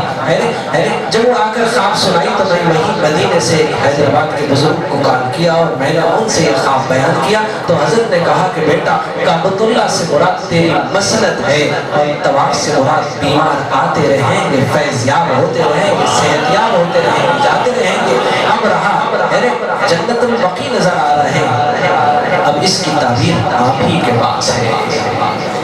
تو جتنے دن میں روزے اقدس پر حاضری دیتا ظاہر ہے ان پہ حال مظفر، تو پھر ابس اشکوں سے اپنے درد کا اظہار کیا کرے، صرف آنسو بہانے کے علاوہ کوئی اور لفظ کیا کہتے ہیں الفاظ نہ نکلتے، لیکن دل میں جو میرے امنگ ہے، جو میری آرزو ہے، جو میری طلب ہے، اور میرے اندر جو خواہش اور ارمان ہے، خدا ہر چیز کا علم رکھتا ہے اور علم اپنے حبیب تک پہنچا دیتا ہے، اور اس علم کو سامنے رکھتے ہوئے میرے محبوب میرے حق ضرور دعا کریں گے کہ خدا میرے ساتھ وہی کرے گا جو میں وہاں کھڑے ہوئے آنسو بہا تیرا جب کبھی فرشتے لے کے جائیں جو روز رسول پر سلام اچھا کے ہم کہیں حضور قدس میں اسے حضور قدس جواب بڑے ہیں خوش نصیب وہ جو شاہ کا سلام علیہ۔ عام آدمی کا علم جہاں ختم ہو جاتا ہے وہاں پر ایک عالم کا علم شروع ہوتا ہے، اور جہاں پر ایک عالم کا علم ختم ہو جاتا ہے وہاں پر ایک ولی کا علم شروع ہوتا ہے، جہاں پر ولی کا علم ختم ہو جاتا ہے وہاں پر خطب کا علم شروع ہوتا ہے۔ علم کبھی ختم نہیں ہوتا، ہر علم کی ابتدا ہے، اس کے آگے علم کی ہر علم کی ایک انتہا انتہا اور وہاں سے ایک علم کی ابتدا ہوتی ہے. ایک عام آدمی کے علم کی انتہا، عالم کی علم کی ابتدا، عالم کی علم کی انتہا، ولی کے علم کی ابتدا، ولی کے علم کی انتہا، خطب کے علم کی ابتدا، خطب کے علم کی انتہا، آفتاب کے علم کی ابتدا، آفتاب کے علم کی انتہا، ابدال کے علم کی ابتدا، ابدال کے علم کی انتہا. اور وہاں پر صحابہ کی علم کی ابتدا، صحابہ کے علم کی انتہا، انبیاء کے علم کی انتہا، انبیاء کے علم کی ابتدا. 1,23,000 نبیوں کے علم کی جہاں انتہا ہے، علم ختم نہیں ہوا. اب وہاں پر امام الانبیاء، نور مصطفیٰ، نور مجسم محمد عربی صلی اللہ علیہ وسلم کی علم کی ابتدا ہوتی ہے. میرے نبی کو اللہ نے ایسا علم دیا جس کی کوئی ابتدا ہے نہ انتہا ہے. اگر انتہا کر بھی دیا علم کی، ختم نہ ہوا وہ علم، اب وہاں پر خالق کائنات کا علم کی ابتدا ہوتی ہے. جہاں پر امام الانبیاء کے علم کی انتہا ہے، وہاں پر خالق کائنات کے علم کی ابتدا ہے، اور خدا کے علم کی ابتدا ہے، انتہا کوئی ہے. تو اللہ تعالیٰ نے اپنے حبیب کو ایسے علم سے نوازا، اس علم کو ہم جیسے گناہگار، خطاکار، سیاہکار نہ اس علم کی اندازہ لگا سکتے ہیں، نہ اس علم کے بارے میں بڑے سے بڑے علم رکھنے والوں کی علم کی پہنچ جہاں ختم ہو جاتی ہے، وہاں پر تو ابھی تو علم کی، انبیاء کی علم کی ابتدا ہوتی ہے. تو بتاؤ ہم اس نبی کے علم کو کیسے سمجھ سکتے ہیں کہ میرے رب نے اپنے نبی کو کیسے علم دیا ہوگا؟ تو میں کہتا ہوں میرے نبی کو خدا نے وہ علم دیا ہے جو روز رسول پر سلام جا کے ہم کہیں حضور خود سنے اسے، حضور خود جواب دے. بڑے ہیں خوش نصیب وہ جو شام کا سلام دے.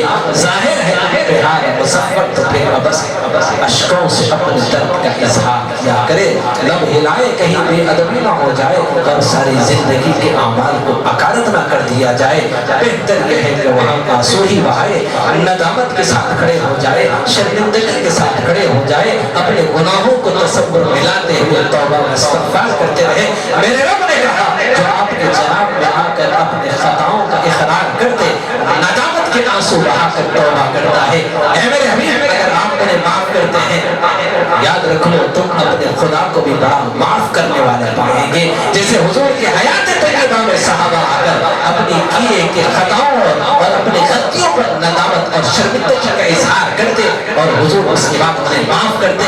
یاد رکھ لو حضور کے حیات میں جیسے صحابہ جا کر سناتے تھے، خدا کی قسم تمام اہل علم اور علماء کا اس بات پر اتفاق ہے، حضور اقدس صلی اللہ علیہ وسلم اپنے مزار اقدس میں حیات ہیں اور زندہ ہیں. جیسے صحابہ جا کر آپ کے جناب میں پیش کرتے، آج بھی ہم کو ایسے ہی جانا جیسے صحابہ زندگی میں حضور کے جناب پہ جا کر اپنے خطاؤں پر آنسو بہا کرتے تھے. ہم تو وہاں جا کر صرف سیلفیاں لینے میں مصروف ہوتے تھے. بیگم پہنچ گیا، ابھی جا رہا ہوں، قریب جا رہا ہوں، نہ سلام کرنا ہمیں یاد آتا ہے، نہ ادب کا ان کو کوئی تقاضا محسوس ہوتا ہے، نہ وہاں جانے کے بعد انہیں کو کیا کہتے ہیں احترام ذہن میں ہوتا ہے. بس اتنے میں پولیس والا دھکا دے کر باہر کر دیتا ہے. پہنچے تھے دور سے، خود نہیں، خدا نے نہیں، نبی نے اپنی محبت کے ساتھ بلایا تو خدا نے نبی کے اس بلانے کو ان کے مقدر نبی نے بلایا تو خدا نے تقدیر لکھ دیا. پھر اس کے بعد تم پہنچے ہو جناب میں، جسے چاہا کر کو بلا لیا، جسے چاہا اپنا بنا لیا. یہ بڑے کرم کے تم اپنے نصیب اور قسمت پر شکر گزار بن کے وہاں پر عاجزی اور انکساری کے ساتھ ندامت کے آنسو بہا دے ہوتے. نہیں، تم جیسے یہاں سے گئے تھے وہاں جا کر بھی ویسے ہی رہے، اور واپس آ کر بھی تمہاری زندگی میں کوئی تبدیلی نہیں، تو سمجھ لو کہ تم نے خدا کی اس نعمت کی ناقدری کی اور واپس آئے تو ناشکری کی سزا تم ساری زندگی بھگتتے رہو گے، جب تک کہ تم پھر دوبارہ ندامت کے ساتھ توبہ کر کے پھر دوبارہ جناب اقدس میں حاضری دے کر کیا کہتے ہیں آپ اپنے اس عمل اور اپنی حرکتوں کی تلافی نہ کرے، خدا اس وقت تک تمہیں معاف نہیں کرے گا. ہر موڑ پر غریب کی بھی زندگی کی آخری خواہش ہے اور ارمان ہے. لیکن چند دن پہلے میں خواب میں دیکھ رہا ہوں کہ وسیع قبرستان ہے، لاکھوں کی لیٹیں لگے ہیں، خمخمے لگے ہیں، لاکھوں کی تعداد میں لوگ اس قبر کی جانب جا رہے ہیں تو میں نے سوچا کہ آخر کون سے حضرت کی قبر ہے کہ لاکھوں کا مجمع اسی مزار کی طرف جا رہا ہے فاتحہ پڑھنے کے لیے. میں نے کہا چلو اپن بھی حضرت کے بارے میں تحقیق کر لیں گے, آخر دیکھیں گے کہ کون حضرت وہاں آرام کر رہے ہیں. غریب جب اس قبر کے قریب پہنچا تو تختی پر پڑا لکھا تھا حافظ عبد القادر قریشی. اتنے میں نہیں کھل گئی. خیر ساری چیزیں اللہ تعالیٰ کی طرف سے حکمت اور مصلحت ہوتی ہے. خدا وہ نبی کا در عطا کر دے اور نبی کے پہلو میں اس کی زندگی کے آخری آرام گاہیں بنا دے, آرام گاہ بنا دے, جہاں رہ کر بس نبی کے صدقے ہی نجات اور مغفرت کا طلبگار ہے. اعمال تو اس لائق نہیں جو خدا کے جناب میں پیش کر سکے. تیرے محبوب کی یاد شباہت لے کے آیا ہوں, حقیقت تو اس کو کر دے, صورت لے کر آیا ہوں. ابھی انشاءاللہ آئندہ ملاقات میں بہت کچھ آپ جو سننے کے لیے آئے ہیں وقتاً موقع بموقع آپ کے کانوں آپ کے سماعت کے حوالے وہ باتیں ہوتے رہیں گی, لیکن شرط یہ ہے کہ آپ حضرات اس بات کا وعدہ کر کے اور عہد کر کے جائیے کہ مغرب کی نماز کے ساتھ آپ یہاں پر حاضر ہو جائیے. یہ ادب کا تقاضا ہے. غریب نے آج یہ نیت کی ہے کہ آئندہ محفل میں ایک قرات اور ایک نعت کے ساتھ محفل شروع کر دوں تاکہ آپ حضرات کو اتنی دیر یہاں بیٹھ کر پھر دوبارہ اپنے گھر جانے میں, کیونکہ دوسرا دن اتوار تو چھٹی ہے لیکن دوسرا دن آپ کے مصروف طرح ہے یا دکان کھولنے کا دن ہے یا آفسوں کو جانے کا دن ہے. تو ایک چیز ذہن میں آئی, اتوار اس لیے رکھا کہ دن بھر آپ آرام کریں اور شام میں اپنے شیخ سے ملاقات کرتے ہوئے اپنے قلوب کو گرمائے, اپنے ایمان میں اضافہ کرے, اپنے یقین کے اندر پختگی پیدا ہو جائے. اور ہم نے ہفتے بھر میں جو کچھ کیا ہے اس واشنگ مشین میں اپنے قلوب کو ڈھال کر کیا کہتے ہیں دھو کر چلے جائے. بتاؤ ہفتے بھر میں ہم سارے کپڑوں کو دھوتے ہیں تو ہفتہ بھر ہمارے قلب کے اوپر جو دنیا کی گندگی سے یہ قلب آلودہ ہو گیا ہے اس کی صفائی کے لیے یہاں پر ہم لوگ پہنچتے ہیں. تو بہتر یہ ہے کہ یہ ادب ہے کہ مغرب کی نماز آپ لوگ یہاں پڑھ لیں. انشاءاللہ نماز کے ساتھ ہی کیا کہتے ہیں فوراً پروگرام شروع ہو جائے گا. امید ہے پروگرام بھی اللہ کی مرضی ہوتی ہے اور پروگرام کا اختتام بھی اللہ کے فیصلے ہوتے ہیں. جب آ گئے ہیں اللہ کے فضل و کرم سے تو جانا بھی اللہ کے فضل کے ساتھ, اپنی مرضی سے نہیں جانا. تو غریب بھی اپنی مرضی سے نہیں, خدا کے فیصلے ہوتے ہیں, خدا کے لکھے ہوئے مقدرات ہوتے ہیں اور خدا جو کچھ امانتیں اس کے دل میں القاء کرتا ہے وہ آپ کے کانوں کے سماعت کے حوالے کرتا ہے. آپ سن کر کیا کہتے ہیں ایمان میں اضافہ محسوس کرتے ہیں اور غریب خود اپنی زبان سے نکلے ہوئے باتوں سے اپنے ایمان میں اپنے یقین میں کیا کہتے ہیں مضبوطی محسوس کرتا ہے. کیونکہ نہ اسے قربت کسی کی حاصل ہے, نہ اسے کسی کی صحبت حاصل ہے, نہ اس کے پاس کسی قسم کا علم ہے. یہ دل کی ہے آواز کہ میں کچھ بھی نہیں ہوں, اس پر ہے مجھے ناز کہ میں کچھ بھی نہیں ہوں. کچھ ہونا میرا ذلت و خالی کا سبب ہے, یہ ہے میرا احساس کہ میں کچھ بھی نہیں ہوں. آخر یہ سب کچھ کیا ہے میرے حال پہ نوازش, مجھ پہ کرم کی بارش, مجھے کیا سے کیا بنایا. یہ کرم نہیں تو کیا ہے, خدا مختار کل ہے, اختیار رکھتا ہے, بڑی قوت والا ہے, قدرت والا ہے, طاقت والا ہے اور خدا مرضی کا مالک ہے. جس سے جو چاہتا ہے وہ کام لیتا ہے. وَتُعِزُّ مَن تَشَاءُ وَتُذِلُّ مَن تَشَاءُ, عزت بھی اس کے ہاتھ ہے, ذلت بھی اس کے ہاتھ ہے, کامیابی بھی اس کے ہاتھ ہے, ناکامی بھی اس کے ہاتھ ہے. میرا عشق کمال بس اتنا ہے اے جگر, وہ مجھ پہ چھا گئے میں زمانے پہ چھا گیا. چلیے کپڑا لے کر آئیے بیٹھ کے. سبحان اللہ وبحمدہ, سبحانک اللہم وبحمدک, ونشہد ان لا الہ الا انت, نستغفرک.